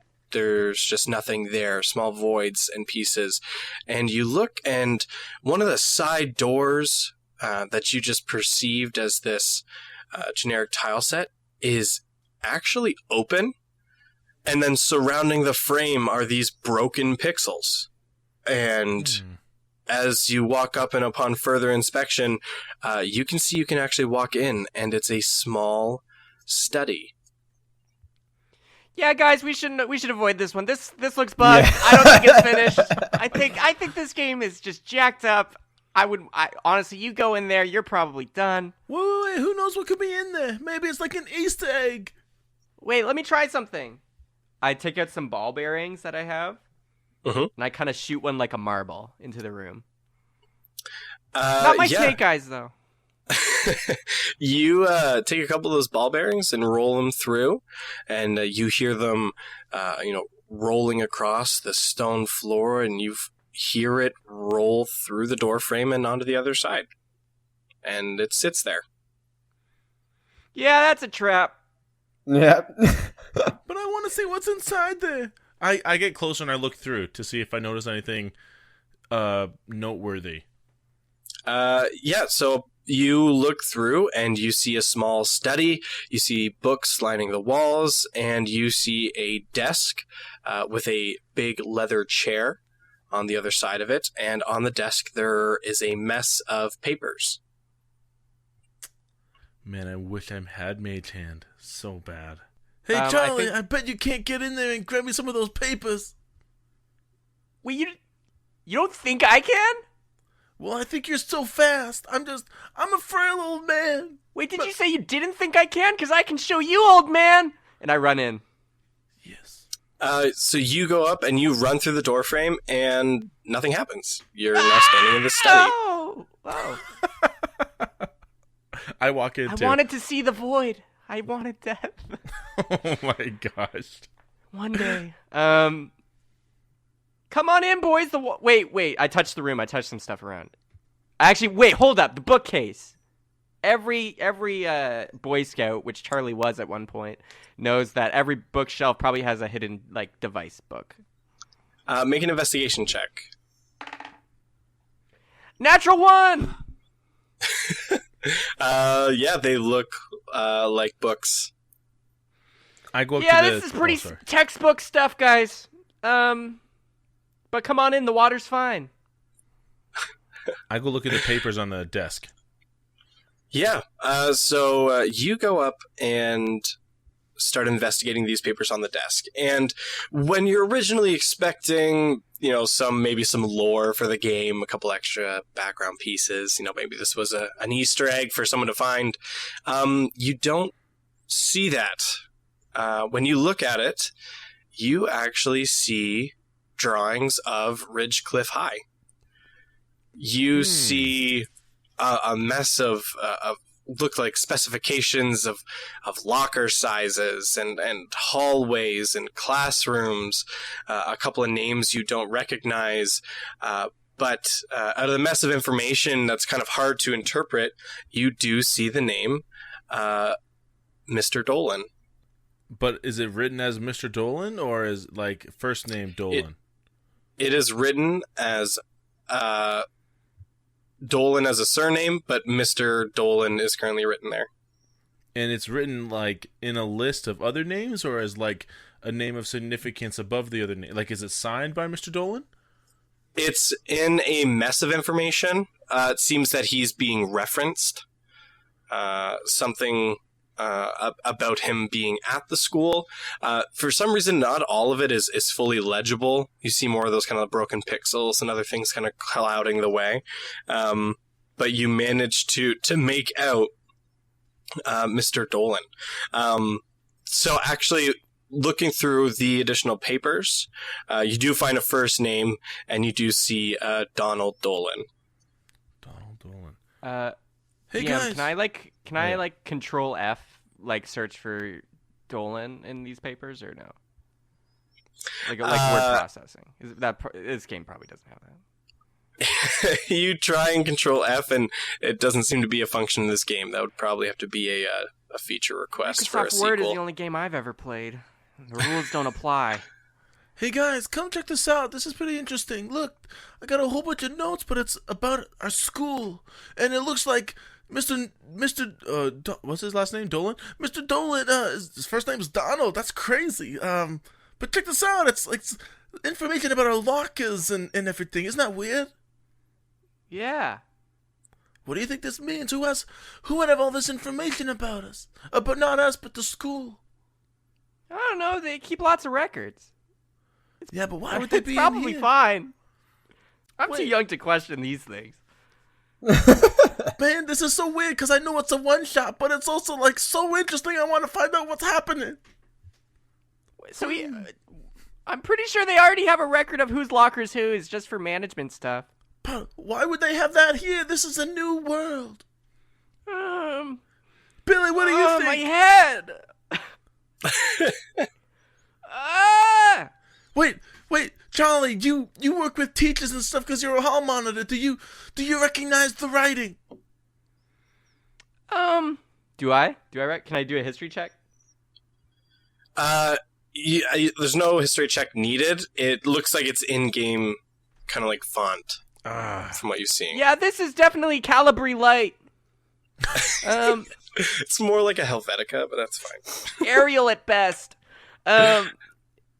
No Times New Roman here. Times Old Roman. This is clearly not handwriting, Tony. Can I take these papers as part of my inventory?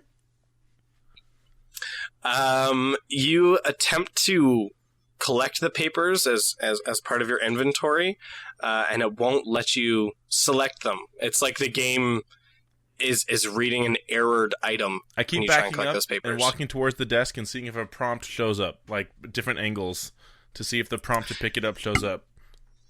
So you are able to pick it up and try and add it to your inventory, but every time you do, it's like the game isn't recognizing the item. Okay. So it's not able to be added to your inventory. It's like a rare candy. It's almost like these papers aren't supposed to be in this game. Okay. That's Billy, all what the do you think? information I needed. What? Billy, what does Billy think? Hey, Billy, come over here. You're a sensitive soul, and you might be able to decrypt the emotional meaning behind all this. Through song, maybe? I got nothing. All right, I take out oil and I start dumping it, and I get a light, like I light a candle, and I'm ready to torch the place. Leave note, Boy Scout rule. Leave no trace. Wait. This is pretty nefarious, wouldn't you say? Yeah, that's what I'm thinking. Nefarious. Wait, why is this nefarious again? I don't know, Mr. Dolan sending us in here. His name being in this game. Nefarious. Wait a minute. Do you know what I just realized about this room? There's no blinking arrow in here. We could probably take a short rest. Eh? It's outside of the code. There's no short rest triggers. I'm foiled again. Wait, we're playing with a controller, not like a keyboard, right? It's actually more so like old school joystick and buttons. The DM's thought of everything. He's unfoilable. It's almost like it's an old school 80s arcade game. Totally on brand. What if I went to the room and it was just like, here, I walk into the room, because I've been standing outside. And then could I just be like, request console? There's no response. Okay. Is there a keyboard or anything in here? Is there... let me investigate the desk. Make an investigation check. Can I assist him? This is like this is like Thanos grabbing the gauntlet. It's like, fine, I'll do it myself, you idiots. The movie references today.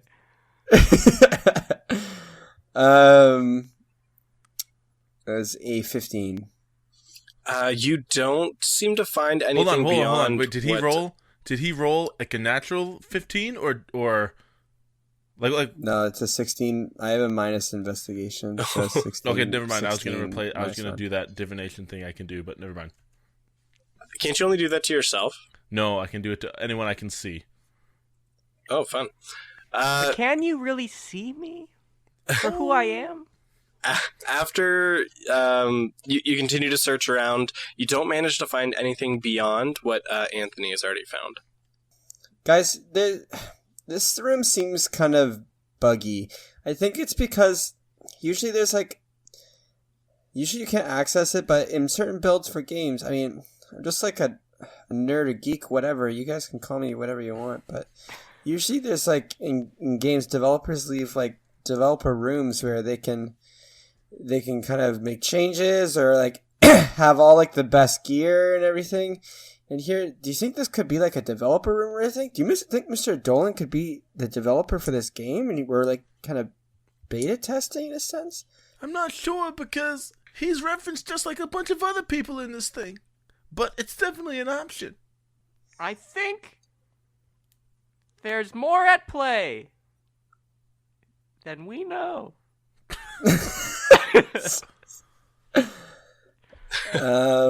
Would you guys like to do And in anything terms else of in what this I'll room? call you, Billy, I'm gonna start calling you friend.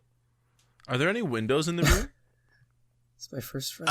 There are Nice. windows behind the chair, kind of that look outside, but it looks to be just kind of flat tiles. There's nothing else. Yeah, I just start destroying everything. I just put up my great axe and just start smashing the desk and the bookshelves. I start jumping randomly and trying to find a secret hidden block. Okay. Yeah, you guys spend a couple of minutes doing that. Billy, you start swinging your great axe around. There does seem to be some response to the items in here. Like, it's like, that kind of like an immortal status or something that's been placed on other physical objects hasn't been applied to this room. So you do manage to start damaging the desk and some of the other things in there. And Anthony, you just keep jumping around and nothing seems to happen.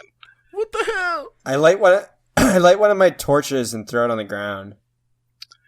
You see it just land on the ground and it's just burning.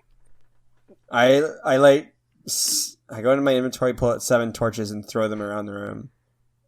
You watch as the torches fly down and land on the floor, and the torches are just lying on the ground burning. But they don't seem to be igniting anything. I take oil out of my flask and I pour the oil over my rapier, and then I'm like, secret move, serious series, hallway bully, Indian rug burn, and then I put my sword in the torch fire to light it. Does it work? You are able to activate the blade on the torch, and your rapier is currently on fire. And you see a small 6-second countdown. Ah! And I just start swinging, and then stab the papers too, and everything. You do that, and the damage to the desk seems to be similar to that of when Billy was swinging, but nothing is catching on fire. Guys, this is stupid. Are there any Okay, well, drawers in the the desk? bookshelf.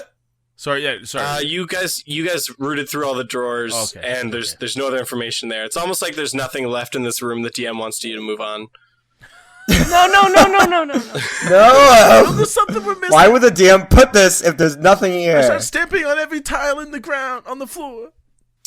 I try and touch the static, right on the static. Your hand. I book it out of this room and I run up the stairs. Okay. Charlie, for you, your hand, as it crosses over into the broken pixels, you see your hand really start to like glitch out and whip around, like it's just like jolting back and forth rapidly, and it's freaking out, but it doesn't appear to be damaging. Yeah, let's move on. Yeah, okay, cool. I'll follow you. Away. Okay.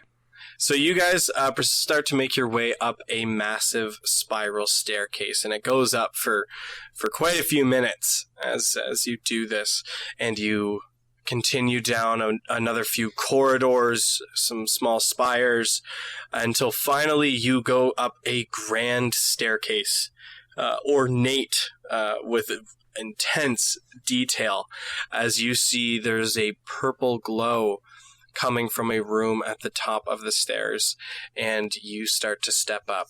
And as you're walking up the stairs, you see box text start to scroll across, and you see the text start to read off.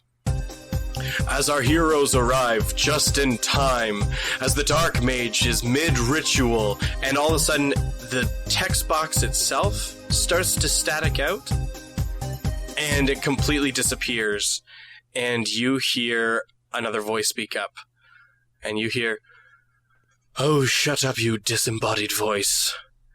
And as you reach the top of the stairs, you see... DM. Can I press start to skip this cutscene? No! You try and press start. You press start. And everything freezes for a brief moment. And then it statics again. And you're ripped out of the start screen. Hey. And... at the top in this chamber, you see a drow mage mid-ritual as you see magic swirling in the room like something has just been activated in the center as you step in. And the drow mage turns towards you and says, "Oh, good, you've arrived just in time. Don't try and start menu me. This ain't no box text or part of the game. This is separate. This is my ritual. And you've just in time to help me complete it. Get rid of those... Get rid of those dastardly looks. I don't like looking at them." And he waves his hand as static kind of fans across the three of you. And you all change images until you look like your real selves. You no longer look like the halfling or the barbarian or the old wizard. There's just Charlie, Anthony, and Billy standing in the room with this mage. Yo, what happened to me? It's like I'm like back to my young self again. It's hard to get back into the New Yorker accent after being the Godfather for so long. No. That body, it was everything I wanted. I feel weaker. And like I have to abide more by the rules again. Oh, not that it really matters. You three are going to help me complete my ritual, so I can finally free myself from this disgusting digital box that's kept me trapped here for so long. It's good to see that my assistant has finally got 3 good candidates for this. Who's the assistant? Oh, it doesn't matter to you. You're going to be dead shortly. You see, this isn't simply just a game. This is a prison. It's a box. I press start skip. It's something to keep me confined. You try and do that, but nothing is activating. You try and hit start, and it seems that since Billy was ripped out of his start screen, it's not working. It's not working for any of you. You're not able to skip. And the mage sees you attempting to do this.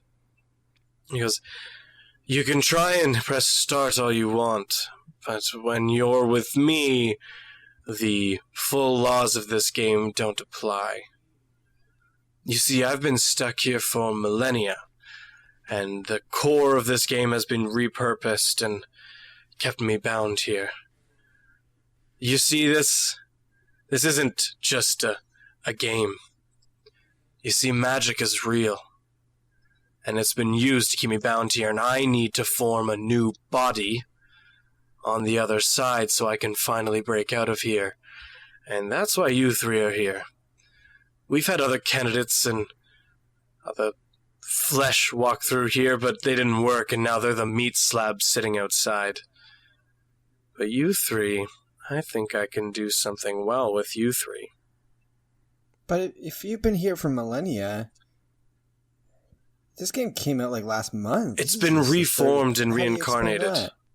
You see, previously I was actually stuck in these crystal dice, like an ancient version of Yahtzee. And then it's... Oh, Tamagotchi. I was bound... I think it was checkers. Yeah. Someone didn't feed you, didn't they? Wait, someone This didn't is love him sad. enough. Digimon. For Go on, three it's people, for three people, Yeah, we'll listen. We'll be polite. for three And I whisper to the guys. I'm like, guys, For three people who are about to die, you seem to be fairly lighthearted about this whole situation. Do you even know how the outside world works? No, I've been getting information, news of the real world being fed from outside by my assistant. And I've started to get a grasp on it. wait, who's your assistant again? Again, it doesn't matter. You're gonna be Who's your dead. assistant What again? does it matter? It's... Hey, I feel like if you keep gonna referencing What's- him, if you're gonna keep referencing him in this conversation, Oh, it right, might fine. be What's, good to use his names. 'cause if ti- we're gonna bring his in other title characters, is- we're gonna his get title- confused. I think you refer to him as a vice principal. Dolan. My boss! Oh, Yo, let me tell you something, guy. Have you ever read the book Fifth Business? Because the way you keep referencing our vice principal, it's kind of like you think you're the star, but you're really not. You're really just like some other guy. I think you should quit while you're ahead, because honestly, in the real world, you're not going to last too long. I can tell you that right now. And Much of the information that I've gotten Yeah, from you're the more real of a world pawn is- than us. Your magic is not used. If a true magic user like myself was to emerge, I would be able to accomplish unbeatable things. You are bound by machine and metal. I'm able to twist nature itself. One step into that world and it will be mine. And so I think you are greatly underestimating my powers. wait, guys, wait, guys. If I work for the VP and the VP works for this guy, does that mean I'm the baddie? That I was the bad guy all along? I wasn't protecting the halls. I was preparing them for evil. I can't be Well- a hall monitor anymore. You're not going to be anything anymore. And the three of you get lifted up like you're being levitated, and you start slowly drifting to the center of this ritual. hey, get your hands off me! You can't do this to Anthony As- Palmasilli.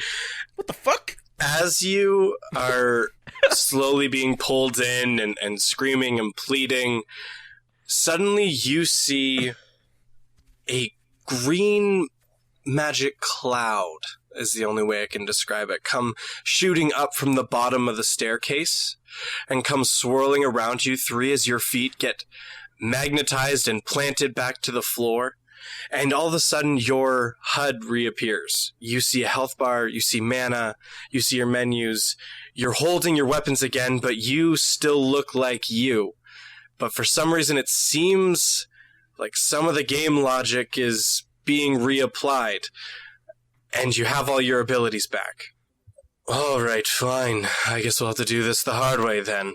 And you see the mage step away from the center ritual, and he starts to swirl his hands around, and suddenly you see a familiar yellow text appear across the sky that says, "Roll initiative!" And the Dark Mage responds with, "Oh dear God, why?" And all three of you can roll initiative. Do I still have my mage armor, by the way, or was it kind of canceled out? What's the duration? Actually, yeah, sorry. When that would have happened, you would have lost it. Man, ain't that a shame? Oh no, I guess I'm not old anymore. Ain't that a shame? 17. 14. 13.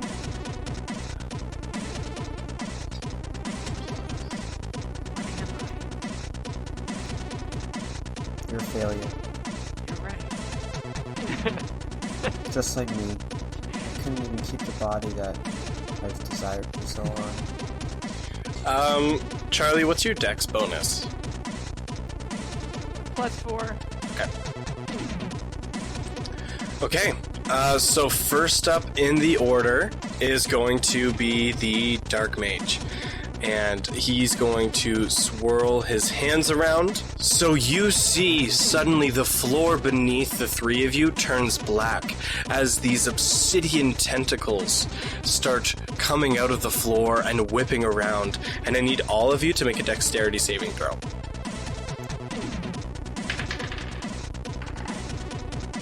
9. 22. Same 9. Charlie, with your nimble abilities having returned, you manage to get yourself out of the space. But both Billy and Anthony get caught up in this spell, and they're going to take.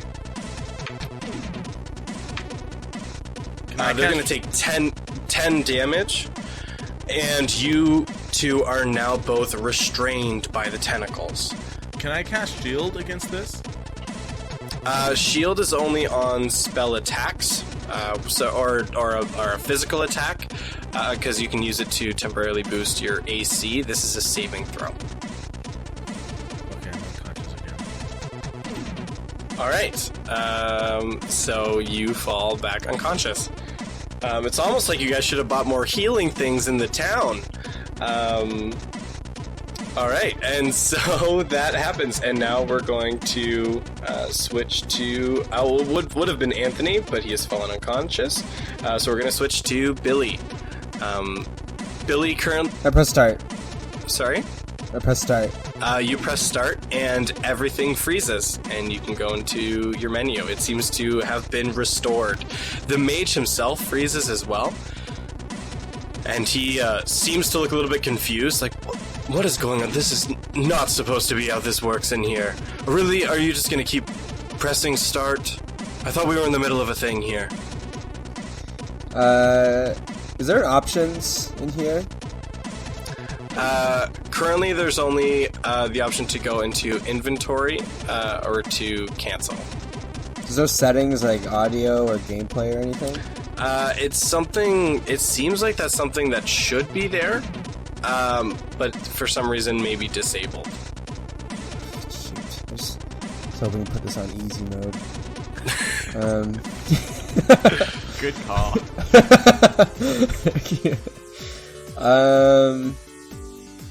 Okay, I unpause. Okay.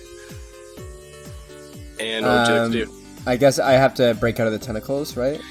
Yeah, while you're restrained, your speed is 0, and any attacks against you have advantage, and you have disadvantage on any other dexterity saving throws. I can still use abilities, though. You could. Okay. Okay. I give up all hope. And then I lower my weapons and I just do a huge sigh. I was never meant to do anything. Be anyone.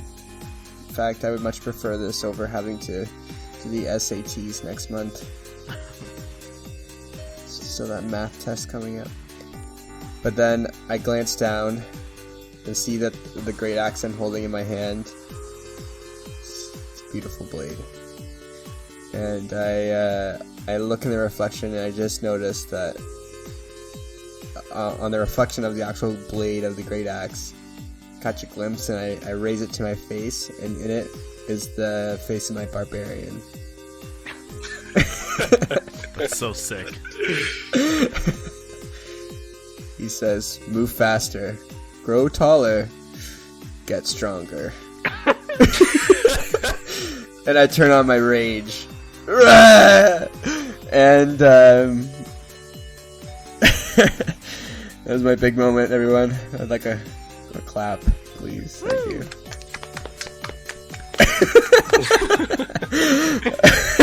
Take a bow.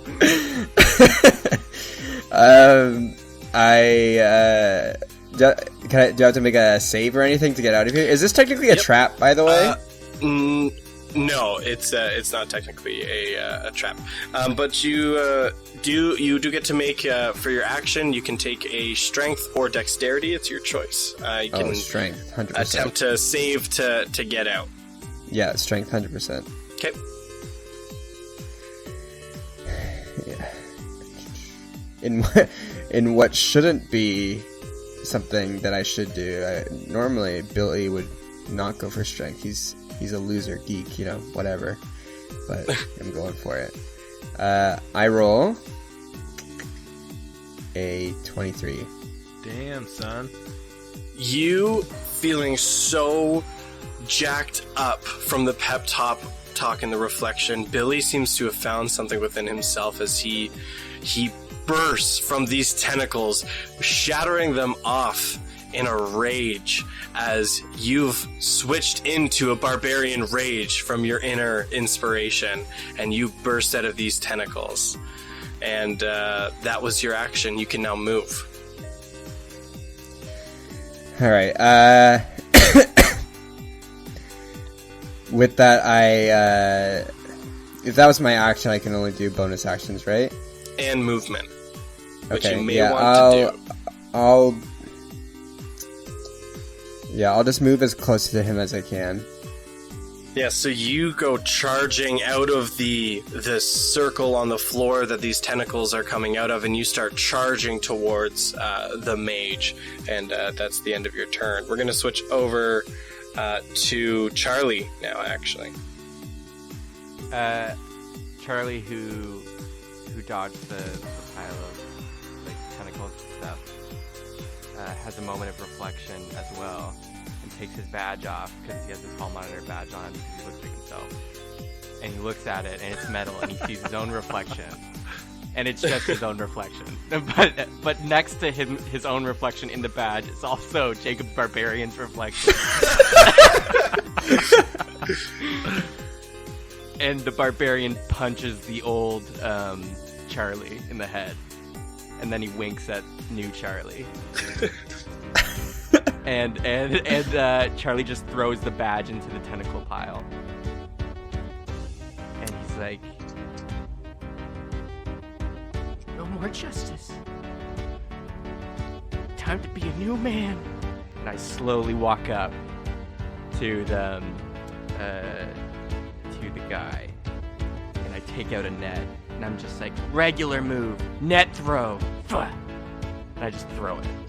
Okay. I throw a net on him because it's good. It worked. So I think with that, all right. So make your ranged throw attack. 23. You see the net go flying through the air with conviction as you see the Drow Mage's face, and he's like, "God, really, a net?" And it lands on him as he's just like, "Oh, for frick's sake, why? Oh my gosh, a net!" And he is tangled up within it. Get tangled, you creep. I'm still working on this. It's a new life. It's a new me. Okay. Anything else you'd like to do? I'm just gonna go hide behind Jacob's character. I'm gonna go hide behind Billy, just in case. I don't want to get hit. Okay. In that case, it goes back to our mage here. So, the mage looks exasperated by this net. Like, just absolutely, like, can't believe you just threw a net on him, and is just really jazzed up, and you hear him cursing in some weird language you've never heard before, but for our D&D fans it's undercommon, and he starts cursing and throwing all these things out there, but you have no idea, and he is going to attempt to get out of the net, which he does. He manages to just get out, but that takes his full action to do so. And so after he does that, he backs up to the other side of the room, another 30 feet away from you guys. So it is now going to switch to Anthony. Anthony, you are still unconscious in the tentacles. Okay. So actually, because you're still technically restrained by the tentacles, you take damage. And with that damage, that's going to be 2 failed saves for you, actually. Okay. While I'm unconscious, Mhm. I'm kind of in like this ethereal realm, and I see the spirits of those gone before me, and I see an old mage, and behind him is a corporeal form of a barbarian, and he's just so majestic, just standing there. He inspires me of what I could be, and I'm gonna make. Do I get to make a death saving throw? Currently, no, because you're bound in the tentacles and they're still beating the crap out of you. You now have 2 failed saves because your friends decided to leave you. I'm out of bread. But I have an inspiration point, and I'm being inspired while in like death's doorway. Yeah, you're being beaten by tentacles. The inspiration isn't gonna help with anything right I'm now. pretty sure the image of Jacob's barbarian in his vision would be enough to get him back to consciousness. It's enough to keep him alive, but he's just barely holding on. Okay, well then, while I'm unconscious, a small smile comes across my face while these tentacles are tearing into me. 'Cause I'm just thinking about that barbarian. Okay, and then we're going to switch to Billy. Oh my god. Billy, the mage has moved to the other side of the room, is currently 40 feet from you. He was trying to create some distance after being stuck in that net. Anthony is being beaten by these obsidian tentacles, and Charlie's hiding behind you. What do you want to do? Okay, I can do bonus actions before my action, right? That's correct. Okay, I'd like to do a bonus action and just throw a torch in the general direction of where Tony is, Okay. in hopes that it might do anything. But at this point, I just continue on at my rage towards the mage. So you whip this torch over your shoulder, not even really looking, just hoping it helps a little bit, and you see it get swatted out of the air by one of the black tentacles.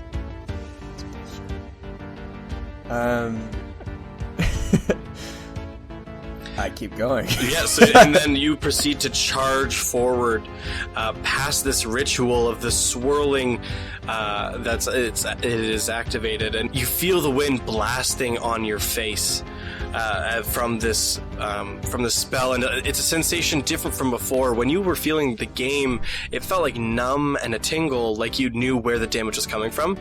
This feels like wind blasting on your face. Like the ritual feels real. And you continue to charge through in this rage, and you get up to the mage. And what would you like to do? I'd like to attack him with my hand axe, or my great axe rather. Alright, go ahead and swing. I rolled a 16. That is going to hit. Roll damage. That is a 13. Okay. Do you want me to do my extra attack already? Yep, go ahead and you can swing again. Okay. That is a 16. And that is also going to hit. Roll damage. That is a 14. Okay. Woo. Big Damn, hits. dude. I know, I got some... It's pretty nice, because it's like a 1d12 plus 6. So... Barbarians don't have a ton of utility, but they hit hard. That's what they do well. So you come in and take 2 massive swings, slashing into this mage. And again, differently from before, instead of seeing like an animation trigger, it looks like you actually cut him. And you see these massive bloody gashes appear on his chest. And he took some damage. So next, it's going to switch to Charlie. Just let me I don't go. think I did this. It's no use. I forgot to do this when I said I was like hiding behind Billy. I should have made like a stealth check. Should I do that now to see if I was? Because he would have ran away, you wouldn't be hidden behind him. Like, you'd just be standing in the room. Yeah, but what if I'm still? I'm standing real still. No, you won't. There's not really. You can try and just blend in with the wall if you really want to or something, but I mean, I don't want your bullshit. yeah, it's not really gonna work. So, what would you like to do? I'm not that good. Tony, how much health do you have left? I'm unconscious. Yeah, but like how much in the negatives are you? I don't know how much damage they dealt to me in the last while I was unconscious. How much? They dealt 9 damage to him. So that means... But it caused him to have 2 failed saves. So on his next turn, if he stays there, he'll be dead. So I have before I'm like dead by damage, it's 20 or 18 points of damage left. Yeah, you won't be dead by damage. You'll be dead by death saves because you just will have taken more damage. Okay. I'm a sad story anyway. You can't save me. No, I was gonna kill you. I was just gonna end you so you could come back up with the 1-up. I totally forgot about that. Oh, there's hope for me. Okay, well, just die the next turn. No, none of us have healing. You should have bought stuff in the town. Thanks, DM. Okay, I'm going to run up to the mage, and I'm gonna run behind him. I'm gonna use my bonus action to hide. So can I make a stealth check? If you run around him, and so you're flanking, Specifically in his blind spot. Yeah, if you're flanking with, if you flank with Billy, you can't make a stealth check because you're going to be in active combat with him. But if you flank with him, you can get the same benefits of a stealth attack. Okay, I'll do that. Okay, so you run to the opposite side of the mage, so you're basically on opposite sides with Billy, and you are now flanking him. So you actually now have advantage on the attack as well. So that means I get the stealth attack damage too. If you hit, yes. But you have advantage on the attack. Come on, it's Charlie. It's gonna hit. Natural 20! I'm not even kidding! All Nice, right, dude. Roll damage. I talked myself. I really was thinking it was gonna be a nat 1 after I said that. Okay. 19! Damage? Yep. Dang. Regular move. Good stab. You dart around, and you get a big stab in the back of this mage. And you see him recoil, and it was a bad stab. You see him, like, he looks so awful and worse for wear. You see him cough up blood, and he's just hunched over, unable to move, and he still seems to be standing, but he is staggering across the room as it switches into his turn. I use my bonus action to disengage, though. Okay. That's fine. You use all your movement to get there, so that would be it anyway. You see him stagger a couple feet as you see him get real angry. And he looks at you and goes, "I have not survived a millennia just to be killed by a couple of teenagers like this." And he's going to cast Cloud Kill.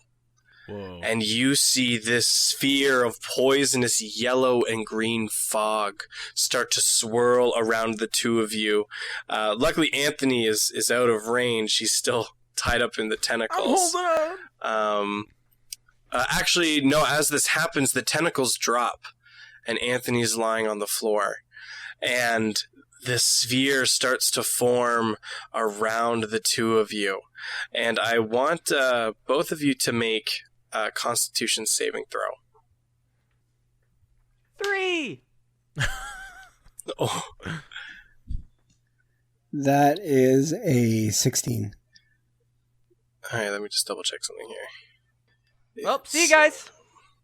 That was a super deep, gravelly 16. Oh, That is a 16. That was amazing. I wonder what heaven's So, I'm about to Billy, find out. you just managed to save, but Charlie, you have failed. So, Billy, you're going to take half damage on this attack. Let me just see here. By the way, uncanny dodge on that. Can you uncanny dodge Constitution? I thought it's for dexterity. Yeah, so because there's a little bit of debate on uncanny dodge and the definition of attack and how that works, in this case, I'm going to use the definition of it requires a spell attack for it to take effect, being a gaseous cloud. So you are still going to take full damage there, Charlie. But Billy, because you succeeded, you're still only going to take half. And that's going to be 20 points of damage to Charlie, and then 10 points of damage to Billy. I make the Minecraft like hurt noise. And after you are damaged by this cloud, it's still there. It's currently just, you guys are stuck in this sphere. Billy, get out! no. I don't know if you heard me. But get out! So next up in the order is going to be Anthony. Anthony, since the tentacles were dropped, you are no longer taking damage. Okay. So you now can just make a standard death save. In all my days of D&D, I've never had to make my third death saving throw. This is crazy. 18. Oh, yeah. You succeed. So that is 1 success and 2 failures. And that's the end of your turn. Oh, this is going to drag out. So next we're going to... Just die and then get back up so we can have more damage. Someone kill me. So I next, tried. I was gonna... next we're going to switch over back to Billy. Billy, the mage is currently standing in front of you, but you are in this poisonous cloud that you're currently standing in. Let me double check something, sorry. Actually, sorry, you're going to take some more damage first. You have to make another Constitution saving throw, because the spell reads that if you start your turn there, you have to make another save. So make another Constitution saving throw. 14. That is a fail, so you're going to take full damage. That's going to be 26 damage. Ow. Yeah, I'm unconscious. Hey, join All the right, club. and Billy! Billy falls to the ground in this cloud of death. That's there. Billy, because you fall unconscious on your turn, you can make a death saving throw. What do I have to hit again to make it a success? 10 or... If there's nothing added to it. I believe it's just a 10 or above a 10. Okay, well I got a 9. So that is a fail, but that's only one fail of 3. So that's just your first fail. But Billy has fallen unconscious, so Charlie, you are starting your turn in the cloud kill as well. So make a Constitution saving throw. Billy! Tony! 12! You also fail, so you're going to take more damage. That is going to be another 22 damage. I'm dead. So you also fall unconscious. Because the 3 of you have all fallen unconscious and there's no way for you to resurrect each other, a few seconds pass as the 3 of you slowly die. You two in the cloud, and Anthony is just you out alone on the cold concrete floor. And simultaneously, the 3 of you burst in a gold glow as you see all of you regain 25 hit points. as you all are standing currently in the spots that you were previously standing. I'm still in the cloud! But there is a 1 turn delay, and you see a new buff on your screen that says immune. And it's got a 1 beside it. So it's going to jump back to the top of the round, though, as the 3 of you have all been resurrected. And it's going to go back to the Drow Mage's turn. Him seeing the 3 of you get resurrected with those extra lives you picked up from the Konami code previously is just livid. He was feeling so good about himself with his tentacles and cloud kill, and he is pissed, and he's going to shoot off a lightning bolt. He's first going to move. He's going to move to the right to try and line up both Billy and Charlie for a lightning bolt. And in doing so, he's actually going to step out of range of Billy. So Billy, you can make an attack with your reaction if you would like to. I attack him with my great axe. Alright, roll to hit. Is my rage still active? No, your rage has dropped. That's my last rage. Okay, I rolled a hit, yeah. I roll a 14.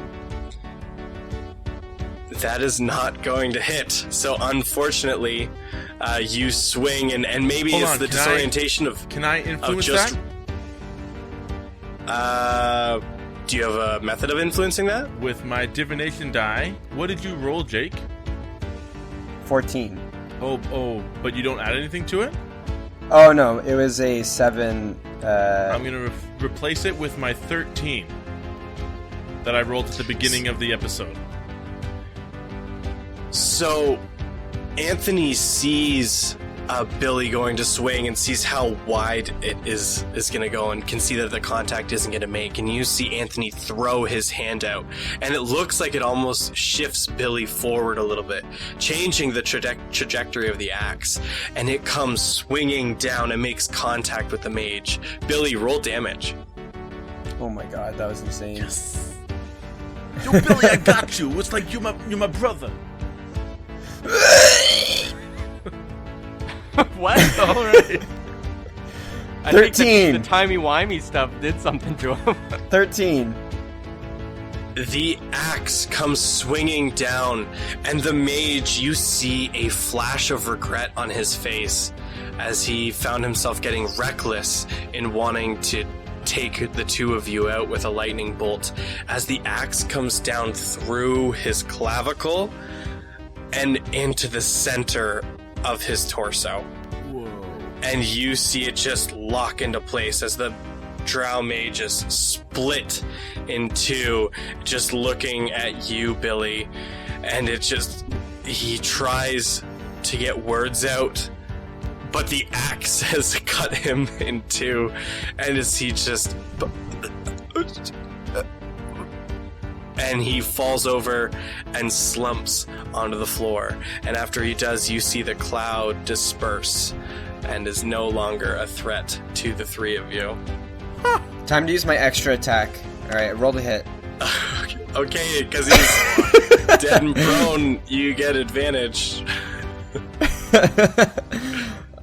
That was a 17. That hits. Roll damage, I guess. Cut him more. 12. So your previous cut went through his clavicle into about the center of his torso. Your second swing finishes the cut, and he is fully cut in half as he slumps onto the floor. Come on. Yes. And the elf, or the Drow Mage, has died, and there's a brief pause as on top of the screen, or above you, floating in the sky, you see the gold text come streaming through as it says, "Victory!" And suddenly, there's a shaking. the room begins to rattle and to fall apart as what you were previously seeing starts to static and disappear, and then suddenly it's black. And then your eyes start to focus, and you realize the three of you are on the floor of this room. It's this old storage cupboard where you were before, sitting in front of the game Dark Mage 3. Whoa, that was And nuts. you hear a beeping. And it's this loud beeping and ringing, and you have no idea what it is. As your vision begins to focus, you see the door slam open as Vice Principal Dolan opens the door. And is like, oh my gosh, are the three of you okay? Oh my gosh, I can't believe this is triggering. And you see him run to the side wall as there's a carbon monoxide detector that is beeping radically. He's like, oh, I can't believe this happened to the three of you. I can't believe I put you in here. I can't believe I put you in danger. What have I done? Oh my gosh. Insight check. We need to get you guys out of here right now. You guys are... I think you guys are... Did you just fall unconscious? Oh my gosh. You guys have carbon monoxide poisoning. We need to get you out of here right now. And he starts to usher the three of you out of the room. Man, insight check this guy. I start undoing my laces on my shoes. Okay. What the principal sees you doing this is like, what are you doing? You're supposed to... You're not... We need to get you out of here. You've gotten carbon monoxide poisoning. Why are you taking your shoes off? I yank the shoelace out. And I have a shoelace in my hand. Oh no. Okay. Really what? Real strong. I stand up too, and I say, Donald. I say, hey Donald, we know what you were doing in there. I have no idea what you're talking about. Hey, we know the truth. You can't get this past us. And I start kind of going to the right to kind of flank him a little bit with whatever Billy's going to do. I try to flank him as well. Hopefully the opposite direction as me.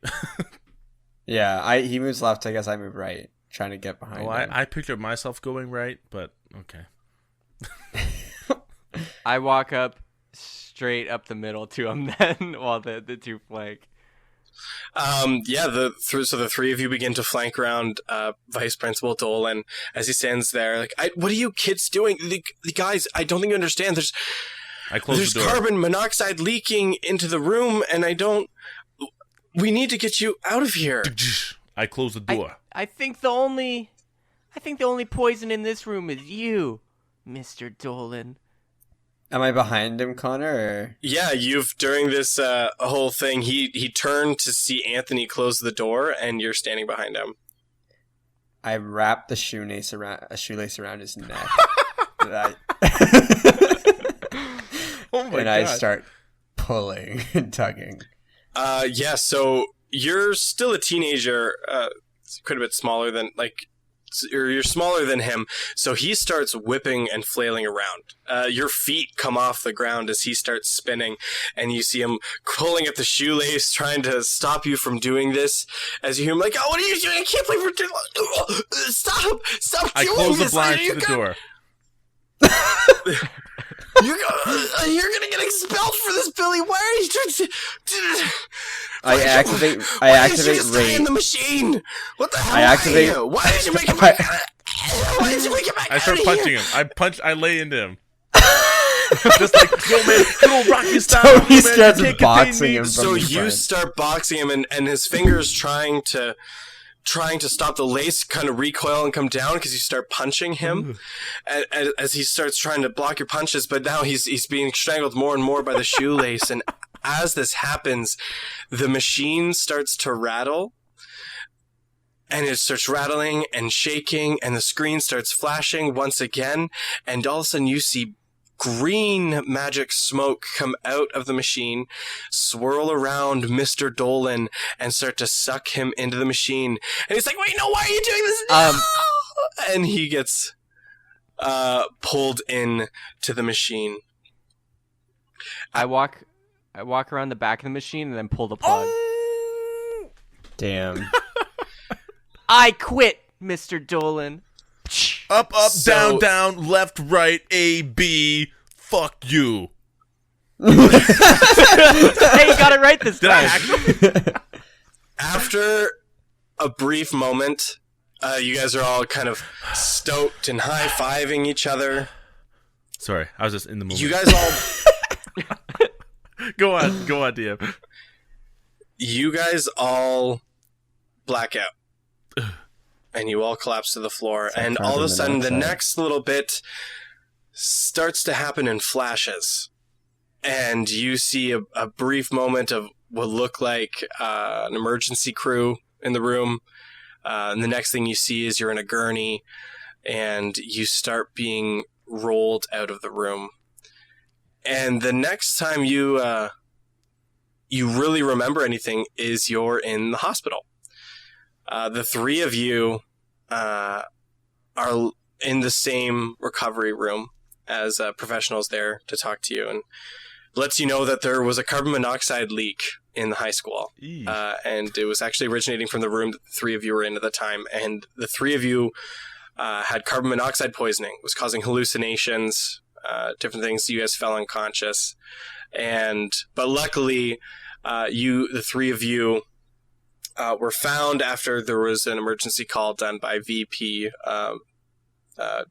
Donald Dolan to bring emergency crews to the facility. And unfortunately, when trying to save the three of you, seems to have also died in the ordeal from the poisoning himself, and so has passed away.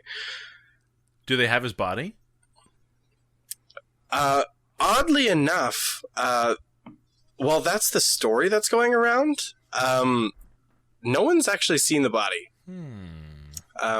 which has been really weird. And in the coming weeks afterwards, there's a funeral and everything for the vice principal, where Game over, he's pal. honored as a hero for for saving the kids from this carbon monoxide leak. But you don't see the body at the funeral. And that's what happens from there. So after that day, things were never quite the same. After the VP went missing and assumed dead, it was the gossip of the school. Some people say he got caught in an affair and left town and faked his own death. Other people say it was fraud and he was trying to avoid the government. There was even a rumor that the three of you murdered him. But luckily, that one never caught any steam, and nobody gave it any credit. Despite all that, the three of you learned something. That maybe a nobody geek, a hall monitor, and a greaser could all hang out together. Maybe cliques were just a social construct set up to stop us from finding one another. And the three of you have done your part in tearing that down. The summer came, you all left, and seemingly to never see each other again as you all graduated high school. That was until Dark Mage 4 came out.